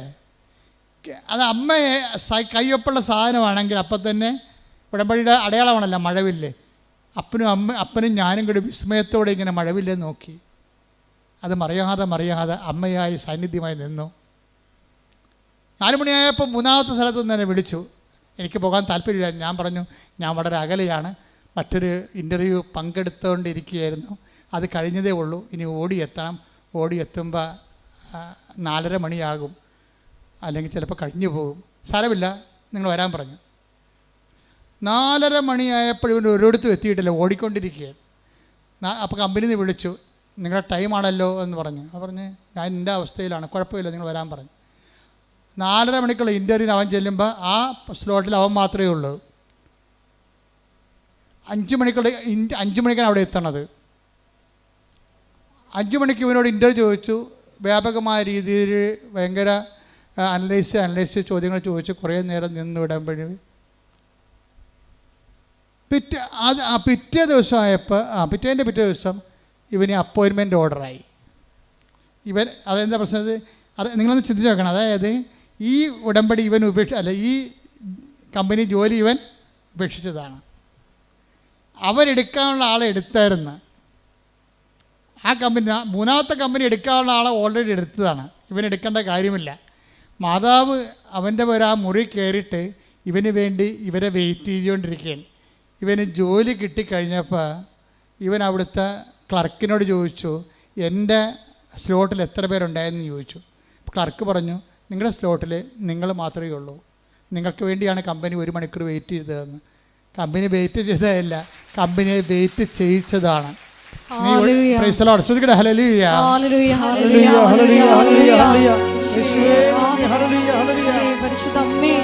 ഞങ്ങൾക്ക് വേണ്ടി അഭിഭാഷകയായി വാദിക്കുന്ന അവിടുത്തെ സ്നേഹത്തിന് സാമീപ്യത്തിന് നന്ദി പറയുന്നു. അതായത് ഇത് അത്രയും, അതായത് ഇപ്പോഴെന്താ അവർ ഈ മിഥുനെന്താ പറയണത്,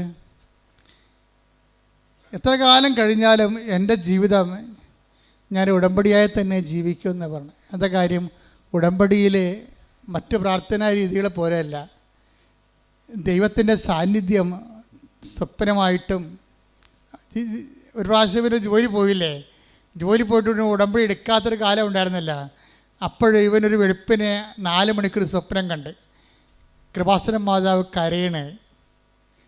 അപ്പോൾ ഉടനെ മിഥുൻ അമ്മയുടെ ഉടുപ്പെ തൊടാൻ നേരത്ത് മാതാവ് ഇവരെ തള്ളി മാറ്റും, നീ എന്നെ തുടരുമെന്ന് പറയും.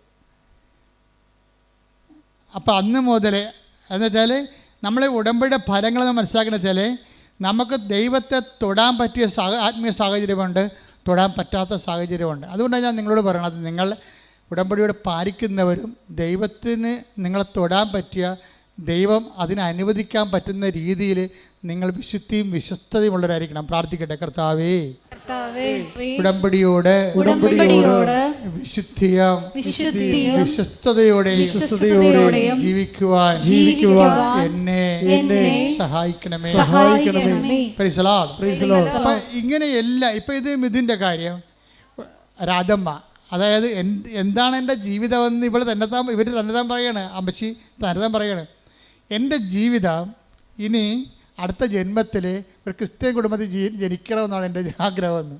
എന്നിട്ട് ക്രിസ്ത്യാനിയായിട്ട് ജീവിക്കണം എന്ന് വെച്ചാൽ അവരങ്ങനെ പറയാൻ കാരണം വെച്ച് കഴിഞ്ഞാൽ അതിൻ്റെ പ്രധാനപ്പെട്ട കാരണം ഇവർ ചെയ്യുന്ന എല്ലാ കാര്യങ്ങളും. ഇപ്പോൾ ആദ്യം തന്നെ ഇവർ സങ്കടപ്പെട്ട് ഇവിടെ തന്നെ എന്താ, മകൻ മദ്യപാനിയാണ്, ഭാര്യയെ തല്ലുന്നു, കുടുംബത്തിൽ സമാധാനം ഇല്ല എന്ന് പറയുമ്പോൾ ഉടമ്പടി എടുക്കുമ്പോൾ തന്നെ ആ ആഴ്ച തന്നെ അവൻ്റെ മദ്യപാനം മാറി, അവൻ വിദേശത്ത് ജോലിക്ക് പോയി, അവന് പണമായി. രാധമ്മ വന്നതെന്ന് വെച്ച് കഴിഞ്ഞാൽ ഇത് അവസാനത്തെ സ്ഥലമാണ്, ഇതുകൊണ്ട് എൻ്റെ ജീവിതത്തിൽ തീർപ്പുണ്ടാകുമെന്ന് ആഴമായ ബോധ്യത്തിലാണ് വർക്ക് ചെയ്യണത്. പിറ്റേ ദിവസം തന്നെ ആ ഫയൽ എടുക്കുകയാണ്, ഒപ്പിട്ട് മാറുകയാണ് കാര്യങ്ങളെല്ലാം. നിങ്ങൾക്കറിയാം, അമ്മയ്ക്ക് അധികം സമയമൊന്നും വേണ്ടല്ലോ. പിന്നെ രാധമ്മക്ക് ഒരു കാര്യം മനസ്സിലായി, ഇതെന്നെ സ്ഥലം ആരോടും പറയാതെ എല്ലാ ചൊവ്വാഴ്ച ഇവിടെ വരും, പട്ടിണി ഇരുന്ന് പ്രാർത്ഥിച്ചിട്ട് പോകും. അവിടെ വന്നിരുന്ന് മാതാവിൻ്റെ മുഖത്ത് നോക്കി പട്ടിണി ഇരുന്ന് പ്രാർത്ഥിച്ചിട്ട് പോകും. 9ാമത്തെ ചൊവ്വാഴ്ച പോയപ്പോൾ, 9ാമത്തെ, ഇതാരും പറയില്ല, ഞങ്ങളും പറഞ്ഞിട്ടില്ല ഇവിടെ വരാനോന്ന്. അപ്പോഴേ ഇവർ ഒറ്റക്കെടുക്കുന്ന തീരുമാനമാണ്. ചിലർ ദൈവം ഒറ്റക്ക് നയിക്കും. അവർ ഓക്കെ ആണെങ്കിലേ അടുത്ത പടി, അടുത്ത സ്റ്റെപ്പിലേക്ക്, അടുത്ത ക്ലാസ്സിലേക്ക് ദൈവം തന്നെ അവരെ കൂട്ടിക്കൊണ്ട് പോകും. അപ്പോൾ അവരോട് പറഞ്ഞ്, നീ ഒറ്റക്ക് ഇവിടെ വന്നിരിക്ക്, ഉപവസിച്ചുകൊണ്ടിരിക്ക്. അങ്ങനെ 9 ചൊവ്വാഴ്ച ഇരുന്ന് 9ാമത്തെ ചൊവ്വാഴ്ച ഇവർക്ക് തൊണ്ട പഴുത്ത തൈറോയിഡാണ് അസുഖം. അത് ഉടമ്പടി വെച്ചോ ഇല്ലയെന്ന് അറിയാൻ പാടില്ല. പക്ഷേ 9ാമത്തെ ചൊവ്വാഴ്ച ഇവിടെ ഇരിക്കുമ്പോൾ തന്നെ കഴുത്തിങ്ങനെ വന്ന് അങ്ങോട്ടും ഇങ്ങോട്ടും ചരിക്കണ പോലെ തോന്നും, എന്തോ സാധനം അടന്ന് പോണ പോലെ തോന്നും. പിന്നെ ടെസ്റ്റ് ചെയ്തപ്പോൾ ഇത്രയും വർഷം നിന്ന തൈറോയ്ഡ് കാണാനില്ല.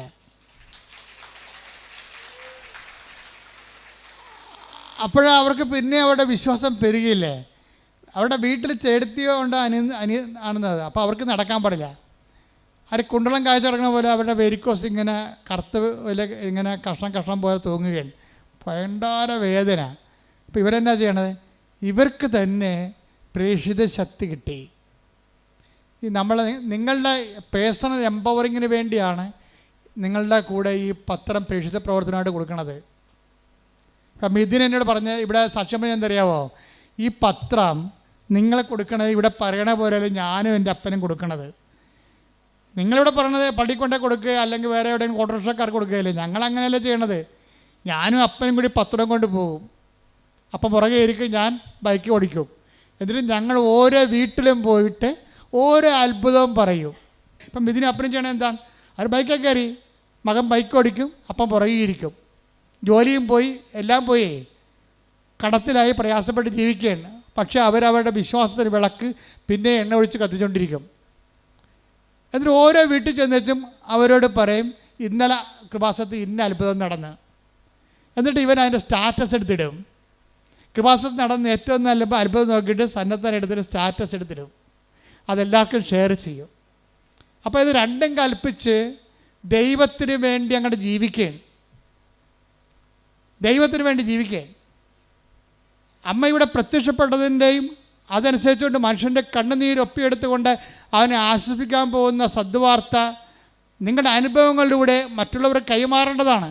അത് ആത്മാർത്ഥമായിട്ട് ചെയ്യാം, പേടിച്ചൊക്കെ ചെയ്യാൻ പറ്റും. അപ്പോൾ ആത്മാർത്ഥമായിട്ട് ചെയ്യണത് സംബന്ധിച്ചിടത്തോളം ദൈവവും അവൻ്റെ കാര്യത്തിൽ അതേപോലെ തന്നെ കമ്പനിയിൽ പോയി, വിളിക്കാത്ത കമ്പനി, കിട്ടാത്ത ജോലിക്ക് അവനെ മാത്രം വിളിപ്പിക്കാൻ വേണ്ടി അമ്മ പോയി കാത്തു നിൽക്കാൻ അവിടെ. ദൈവം അതുപോലെ എൻ്റെ അപ്പുറത്തും ചെയ്യുന്ന ആളാണെന്ന് ഈ കുരിശുരൂപം കാണുമ്പോൾ ഏത് കഴുതക്കും മനസ്സിലാവും. കുരിശുരൂപം ഞാൻ എന്താ കുരിശുരൂപം എങ്ങനെ വെച്ചിരിക്കണത്? എൻ്റെ ജീവിതത്തിൻ്റെ ഒരു ആവേശമാണ്. എന്താണ്?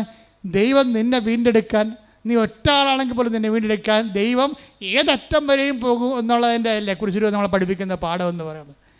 ദൈവസ്നേഹത്തിൻ്റെ ഏറ്റവും തുറന്നൊരു വായനാ പുസ്തകമാണ് കുരിശുരൂപം. അതുപോലെ അത് കണ്ട് മനസ്സിലാക്കിയിട്ടല്ലേ നമ്മൾ വിഷമമുള്ളവൻ ദൈവത്തിൽ ആശ്രയിക്കണത്. പക്ഷെ അത് ആശ്രയം സത്യസന്ധമാണെന്ന് ദൈവത്തിന് തോന്നണം. അതാണ് പ്രശ്നം.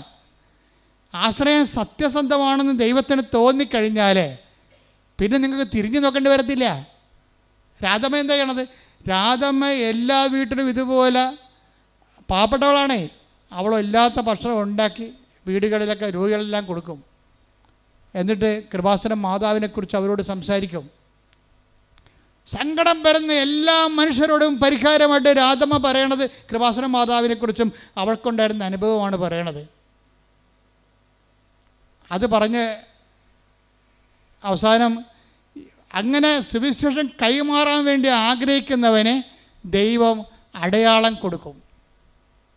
അടയാളം അത്ഭുതം പറയുന്നത് അങ്ങനെയാണ്. അല്ല വെറുതെ കുത്തിയിരുന്ന അടയാളം കൊണ്ട് അത്ഭുതം ഉണ്ടാകത്തില്ല.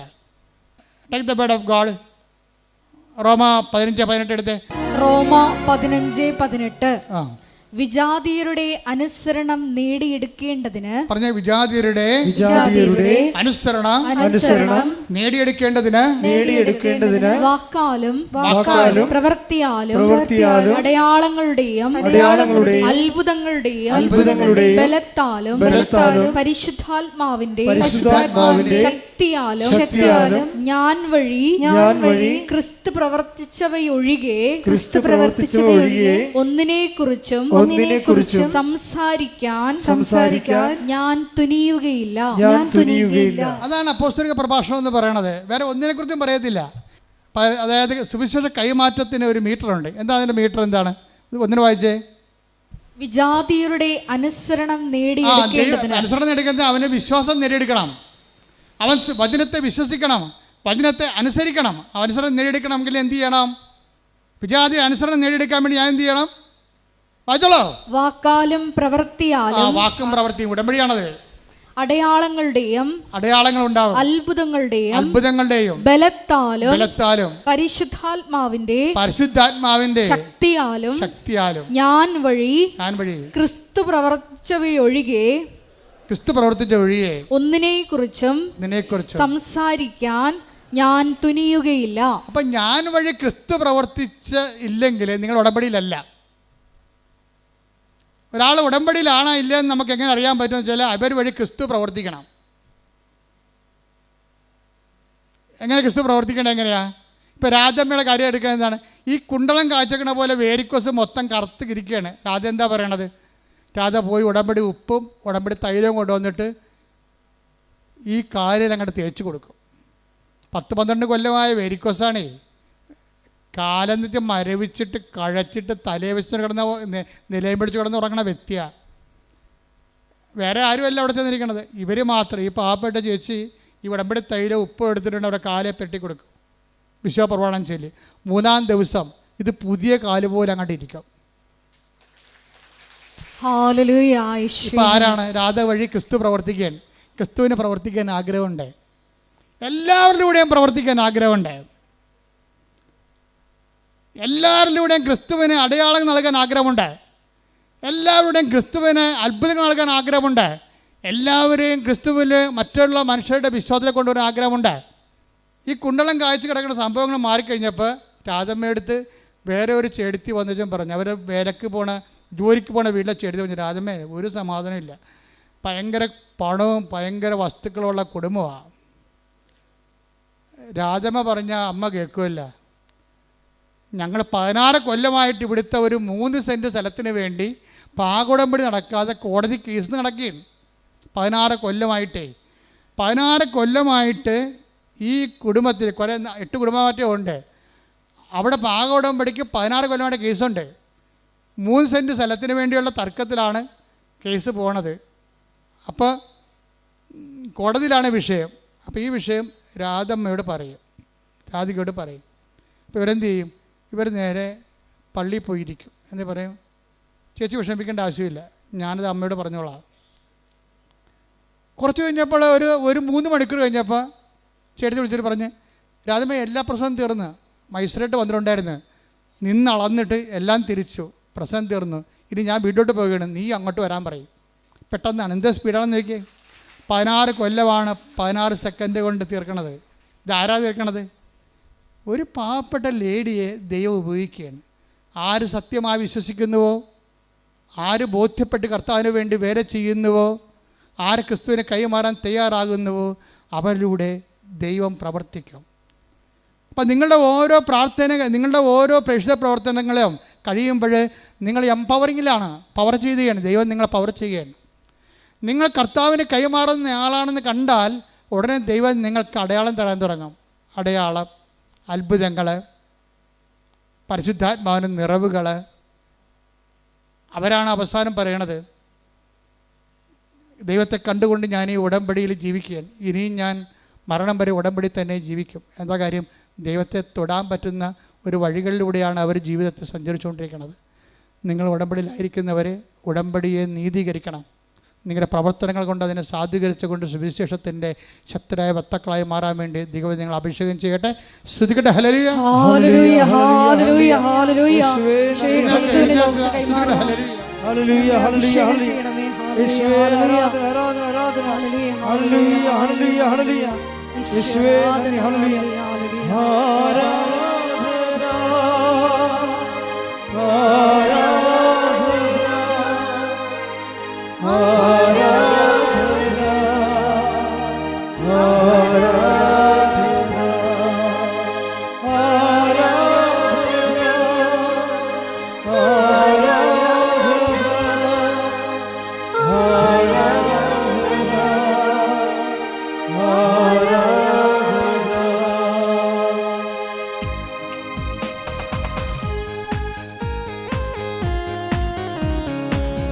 കരങ്ങളടിച്ച് ഈശോയ്ക്ക് നന്ദി പറഞ്ഞുകൊണ്ട് നമുക്ക് പ്രത്യേകം പ്രാർത്ഥിക്കാം. വചനത്താലും അഭിഷേകത്താലും നമ്മളെ ധന്യരാക്കി അവിടുത്തെ സ്നേഹത്തിന്, ദൈവപിതാവിന്റെ സ്നേഹത്തിന് നന്ദി പറയാം. എനിക്കായി കരുതുന്നവൻ, ഭാരങ്ങൾ വഹിക്കുന്നവൻ, എനിക്കായി കരുതുന്നവൻ, ഭാരങ്ങൾ വഹിക്കുന്നവൻ, എന്നെ കൈവിടാത്തവൻ, യേശുവൻ കൂടെയുണ്ട്. എന്നെ കൈവിടാത്തവൻ, യേശുവൻ കൂടെയുണ്ട്. പരീക്ഷ എന്നെ ദൈവം അനുവദിച്ച പരിഹാരം എനിക്കായി കരുതിയിട്ടുണ്ട്. പരീക്ഷ എന്നെ ദൈവം അനുവദിച്ച പരിഹാരം എനിക്കായി കരുതിയിട്ടുണ്ട്. എന്തിനെന്ന് ചോദിക്കില്ല ഞാൻ, എന്റെ നന്മയ്ക്കായി അറിയുന്നു ഞാൻ. എന്തിനെന്ന് ചോദിക്കില്ല ഞാൻ, എന്റെ നന്മയ്ക്കായി അറിയുന്നു ഞാൻ. എനിക്കായി കരുതുന്നവൻ, ഭാരങ്ങൾ വഹിക്കുന്നവൻ, എന്നെ കൈവിടാത്തവൻ, യേശുവിൻ കൂടെയുണ്ട്. എന്നെ കൈവിടാത്തവൻ, യേശുവിൻ കൂടെയുണ്ട്. സ്തുതിക്കട്ടെ. ഹല്ലേലൂയ, ഹല്ലേലൂയ, ഹല്ലേലൂയ, ഹല്ലേലൂയ. മഹത്വം, മഹത്വം. ആരാധന, ആരാധന. ഹല്ലേലൂയ, ഹല്ലേലൂയ. ആരാധന. അത്ഭുതങ്ങളാലും അടയാളങ്ങളാലും നമ്മുടെ വിശ്വാസ സമൂഹത്തിന്റെ വിശ്വാസത്തെ വീണ്ടും വീണ്ടും സ്ഥിരീകരിക്കണമേ എന്ന് പ്രാർത്ഥിക്കുന്നു. ലോകത്തിന്റെ മുമ്പിൽ വെളിച്ചമായി പ്രശോഭിക്കുവാൻ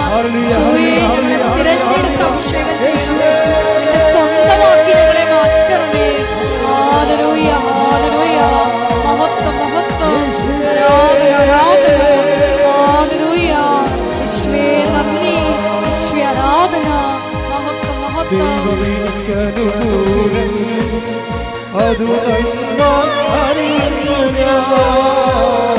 ദൈവമെനിക്കനുകൂലം അതു നന്നായി അറിയുന്നു ഞാൻ.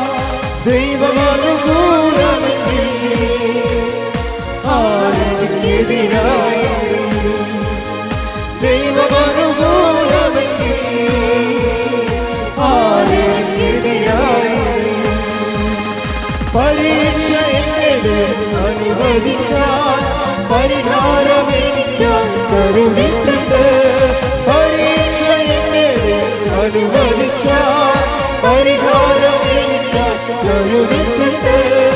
എന്തിനെന്ന് ചോദിക്കില്ല ഞാൻ, എന്റെ നന്മയ്ക്കായെന്നറിയുന്നു ഞാൻ. എന്തിനെന്ന് ചോദിക്കില്ല ഞാൻ, എന്റെ നന്മയ്ക്കായെന്നറിയുന്നു ഞാൻ.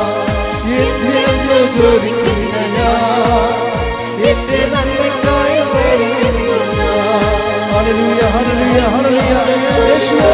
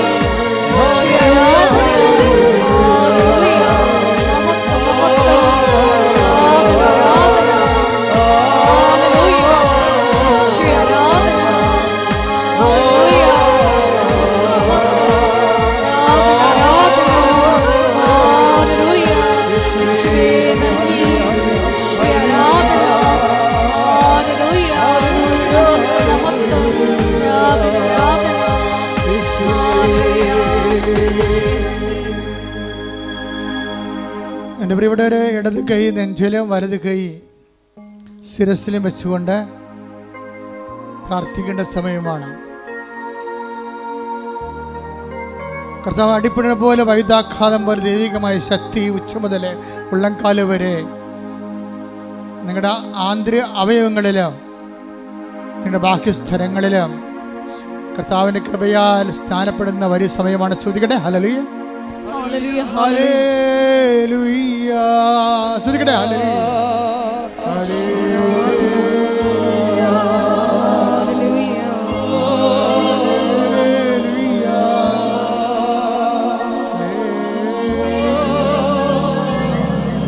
കർത്താവിന്റെ ഉന്നതമായ നാമത്തിന് സ്വന്തം ചെയ്യുന്നു. കർത്താവിന്റെ വിശുദ്ധ പൗരോഹിത്യത്തെ മഹത്വപ്പെടുത്തുന്നു. ഹല്ലേലൂയ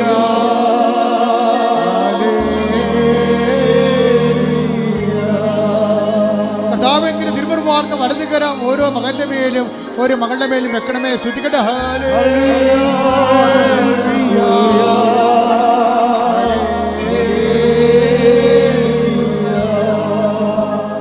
കർത്താവ് മനുഷ്യന്റെ തലച്ചോറിനെ സ്പർശിക്കണമേ കർത്താവേ. തലച്ചോറ് സിസ്റ്റിനെ സ്പർശിക്കുന്ന കർത്താവേ. തൈറോയിഡിനെ സ്പർശിക്കുന്ന കർത്താവേ. സ്പോണ്ടിലോസിസിനെ സ്പർശിക്കുന്ന കർത്താവേ. തൈറോയിഡിനെ സ്പർശിക്കണമേ കർത്താവേ. ടിപ്പലിനെ സ്പർശിക്കണ കർത്താവേ. നെഞ്ചിനെ സ്പർശിക്കണമേ കർത്താവേ. ശ്വാസകോശങ്ങളെ സ്പർശിക്കണമേ കർത്താവേ. ശ്വാസകോശങ്ങളെ സ്പർശിക്കണമേ കർത്താവേ. ദൈവത്തിന്റെ ശക്തി, ദൈവത്തിന്റെ ശക്തി, ദൈവത്തിന്റെ കരുണ മക്കളിലേക്ക് ആവശ്യിക്കട്ടെ. യേശു ക്രിസ്തുവിന്റെ നാമത്തിൽ സൗഖ്യം പ്രാപിക്കട്ടെ. ഹല്ലേലൂയ ഹല്ലേലൂയ ഹല്ലേലൂയ ആരാധന മഹത്വം ആരാധന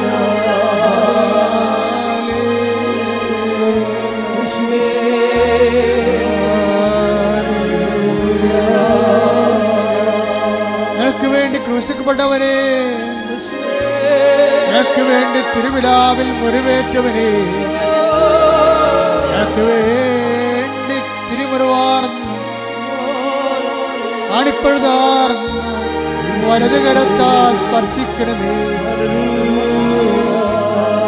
ഞങ്ങൾക്ക് വേണ്ടി ക്രൂശിക്കപ്പെട്ടവനെ, ഞങ്ങൾക്ക് വേണ്ടി തിരുവിലാവിൽ മുറിവേറ്റവനെ, എന്റെ വലത് കരത്താൽ, എന്റെ ആണിപ്പഴുതാർന്ന വലത് കരത്താൽ കർത്താവേ അങ്ങയുടെ മക്കളെ സ്പർശിക്കണമേ. ഓൺലൈനിൽ പ്രാർത്ഥിക്കുന്നവര്, തീർത്ഥാടനത്തിൽ പ്രാർത്ഥിക്കുന്നവര്, കർത്താവേ നിന്റെ അത്ഭുത കരത്താൽ അടിപ്പിടർ പോലെ കർത്താവിന്റെ അത്ഭുത കരത്താൽ അടിപ്പിടർ പോലെ വൈദാക്കാലം പോലെ ദൈവികമായ ശക്തി ഒഴുകട്ടെ. യേശു ക്രിസ്തുവിന്റെ ഉന്നതമായ നാമത്തിൽ ദൈവികമായ ശക്തി ഒഴുകട്ടെ. യേശു ക്രിസ്തുവിന്റെ ഉന്നതമായ നാമത്തിൽ ദൈവികമായ ശക്തി ഒഴുകട്ടെ. ഓരോ കോശങ്ങളിലും ദൈവികമായ ശക്തി ഒഴുകട്ടെ. ഓരോ പേശികളിലും ദൈവികമായ ശക്തി ഒഴുകട്ടെ. കൊച്ചു മുതൽ ഉള്ളംകാൽ വരെ കർത്താവിന്റെ അക്ഷാപരത്തോടെ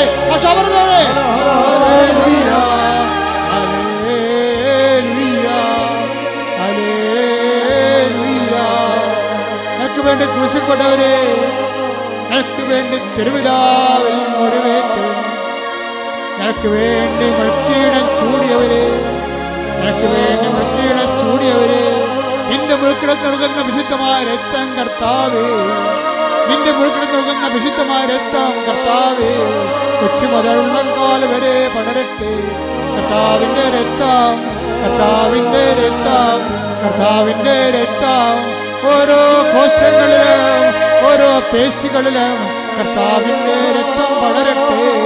കർത്താവിന്റെ രക്തം പടരട്ടെ. യേശുവിന്റെ ഉന്നതമായ നാമത്തിൽ, ക്രൂശിക്കപ്പെട്ടവന്റെ നാമത്തിൽ, കുരിശേറ്റവന്റെ നാമത്തിൽ, തിരുവിലാവിൽ മുറിവേറ്റവന്റെ നാമത്തിൽ, അടിപ്പിടറേറ്റവന്റെ നാമത്തിൽ, യേശുവിന്റെ ശക്തി, യേശുവിന്റെ ശക്തി, യേശുവിന്റെ ശക്തി ഉച്ചമുതൽ ഉള്ളംകാൽ വരെ എല്ലാ കോശങ്ങളിലും എല്ലാ പേശികളിലും ആന്തരിക അവയവങ്ങളിലും യേശുവിന്റെ നാമത്തിൽ, യേശുവിന്റെ നാമത്തിൽ അപ്പാ സ്വർഗീയപ്പാ, അപ്പാ സ്വർഗീയപ്പാ, അങ്ങേ പുത്രനായ യേശു ക്രിസ്തുവിന്റെ നാമത്തിൽ കൈകൾ നീട്ടുന്നു. അപ്പാ സ്പർശിക്കണമേ. യേശുവിന്റെ നാമത്തിൽ സൗഖ്യം നൽകണമേ. യേശുവിന്റെ നാമത്തിൽ എല്ലാ തടസ്സങ്ങളും എല്ലാ ദോഷങ്ങളും എല്ലാ ദുരിതങ്ങളും എല്ലാ കഷ്ടപ്പാടുകളും എല്ലാ വിഷമസന്ധികളും യേശുവിന്റെ നാമത്തിൽ, യേശുവിന്റെ നാമത്തിൽ, യേശുവിന്റെ നാമത്തിൽ മാറാ രോഗങ്ങൾ, യേശുവിന്റെ നാമത്തിൽ മാറാ രോഗങ്ങൾ, യേശുവിന്റെ നാമത്തിൽ, യേശുവിന്റെ നാമത്തിൽ, യേശുവിന്റെ നാമത്തിൽ തീരാ രോഗങ്ങൾ, യേശുവിന്റെ നാമത്തിൽ തീരാ രോഗങ്ങൾ മാറിപ്പോകട്ടെ, മാറിപ്പോകട്ടെ. ശ്രുതികടേ, ശ്രുതികടേ. ഹല്ലേലൂയ, ഹല്ലേലൂയ, ഹല്ലേലൂയ. മഹത്വം, മഹത്വം. ആരാധന, ആരാധന. അത്ഭുതങ്ങളാലും അടയാളങ്ങളാലും അങ്ങയുടെ നാമത്തെ ഈ ആരാധനയിലൂടെ വീണ്ടും വീണ്ടും മഹത്വപ്പെടുത്തണമേ. ഹല്ലേലൂയ, ഹല്ലേലൂയ. മഹത്വം, മഹത്വം. ആരാധന, ഹല്ലേലൂയ. ഉമനീർ ഗ്രന്ഥികളെ, ഇടതുവശത്തെ ഉമനീർ ഗ്രന്ഥികള് അത് പഴുത്ത് കറുത്ത നിറമായിരിക്കുന്ന വ്യക്തിയെ, സ്ത്രീയെയാണ് കർത്താവ് സുഖപ്പെടുത്തിക്കൊണ്ടിരിക്കുന്നത്. ഹല്ലേലൂയ, ഹല്ലേലൂയ. യേശുവേ നന്ദി. രോഗസൗഖ്യ സന്ദേശത്തിന് നന്ദി പറയുന്നു. വലത് കൈയിലും ഇടത് കൈയിലും വാച്ചുകൾ മാറ്റി മാറ്റി കെട്ടുന്ന മെറ്റൽ അലർജിയുള്ള വ്യക്തിയെ കർത്താവ് സ്പർശിച്ചുകൊണ്ടിരിക്കുന്നു. ഹല്ലേലൂയ, ഹല്ലേലൂയ. മഹത്വം, മഹത്വം. ആരാധന, ആരാധന. ഒരു ചെരുപ്പും പാകമാകുന്നില്ല, ഒരു ചെരുപ്പ് വിടാൻ പറ്റുന്നില്ല. കാലിന് ആണി പോലുള്ള തളർച്ച ഉണ്ട്, രോഗങ്ങളുണ്ട്, കാലിന് തളർച്ച ഉണ്ട്, അതുപോലെ തന്നെ കാലിന് ശോഷിക്കുന്ന അവസ്ഥയുണ്ട്. ആ വ്യക്തിയെ കാലുകൾക്ക് വ്രണമുണ്ട്. ആ വ്യക്തികളെ കർത്താവ് സ്പർശിച്ചുകൊണ്ടിരിക്കുന്നു. ഹല്ലേലൂയ, ഹല്ലേലൂയ. മഹത്വം, മഹത്വം. ആരാധന. ഹല്ലേലൂയ. കോശങ്ങളെ ടെസ്റ്റ് ചെയ്യാൻ കൊടുത്ത് ബയോപ്സി കൊടുത്തിരിക്കേണ്ട വ്യക്തികളെ കർത്താവ് കാണിക്കുന്നുണ്ട്. ശരീരത്തിൽ വൈ പോലെ ജംഗ്ഷൻ പതിരിക്കുന്ന സ്ഥലങ്ങളിൽ നിന്ന് ബയോപ്സിക്ക് പോയിട്ടുള്ള വ്യക്തികളെ കർത്താവ് ഈശോമിശിഹായുടെ നാമത്തിൽ സുഖപ്പെടുത്തുന്നു, പൂർണ്ണമായി സൗഖ്യപ്പെടുത്തിയിരിക്കുന്നു. ഹല്ലേലൂയ, ഹല്ലേലൂയ, ഹല്ലേലൂയ. രോഗങ്ങളുടെ സൗഖ്യത്തിന് നന്ദി പറയുന്നു. ഹല്ലേലൂയ. എൻ്റെ കർത്താവ് കോശങ്ങളെ തന്നെ കാണിച്ചുകൊണ്ടിരിക്കുന്നത്. ഓരോ കോശങ്ങളെയും ശരീരത്തിൻ്റെ ആന്തരികമായ അവയവങ്ങൾക്കുണ്ടായിരിക്കുന്ന കോശങ്ങളെ, ആ കോശങ്ങൾക്കുണ്ടായിരിക്കുന്ന കോശങ്ങൾ കറുത്ത് വന്നിരിക്കുന്നത്, അത് ഡെഡായിട്ടുള്ള സെൽസുകൾ ഉണ്ടാകുന്നതാണ്.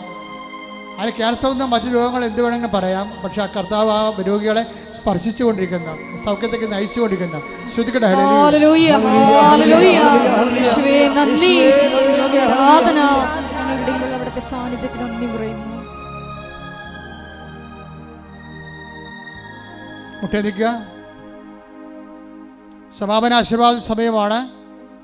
ദൈവമാതാവിന്റെ മധ്യസ്ഥയിലെ ദിവ്യാരണി സന്നിധിയിൽ സമർപ്പിച്ച് കിട്ടിയ എല്ലാ രോഗസൗഖ്യങ്ങൾക്കും നന്ദി പറഞ്ഞുകൊണ്ട് നമുക്കൊരു നിമിഷം ദിവികാരുണ്യ സന്നിധിയിലായിരിക്കാം. ഞാനല്ലാതെ മറ്റൊരു ദൈവം ഉണ്ടാകരുതെന്ന് വലിയ വചന വെളിപാട് നൽകിയതിന് നന്ദി പറയുന്നു. ഈശോയെ, ഏത് ജീവിത സാഹചര്യങ്ങളിലും ക്ലേശ സമയങ്ങളിലും നീയാണ് കർത്താവ് എന്ന് ഉറക്കെ പ്രഖ്യാപിച്ച് ജീവിത സാക്ഷ്യം നൽകുവാൻ ഈ ആരാധനയിലൂടെ ഞങ്ങളെ തിരഞ്ഞെടുത്ത് അഭിഷേകം ചെയ്യണമേ എന്ന് ഒരു നിമിഷം ഞങ്ങൾ പ്രാർത്ഥിക്കുന്നു.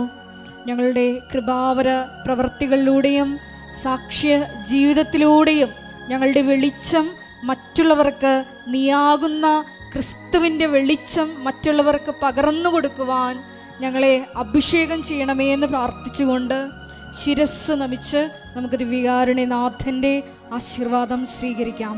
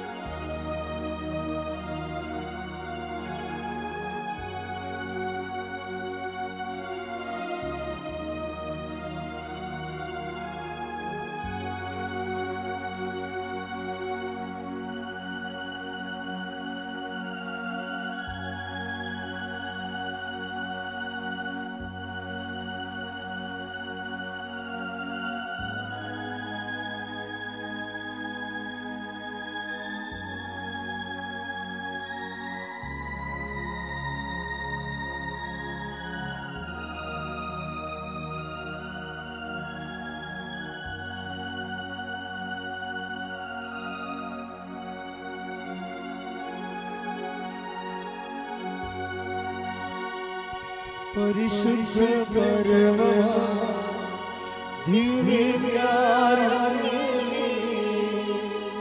എന്നുമെന്നും അങ്ങേക്ക് ആരാധന. പരിശുദ്ധ പരമമാ ദിവ്യകാരുണ്യമേ, എന്നുമെന്നും അങ്ങേക്ക് പരിശുദ്ധ പരമമാ ദിവ്യകാരുണ്യമേ, എന്നുമെന്നും അങ്ങേക്ക് ആരാധന.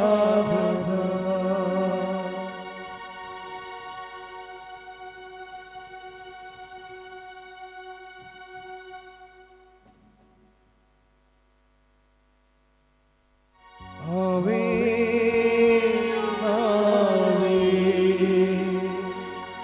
ആവേ മരിയ, ആവേ ആവേ ആവേ മരിയ.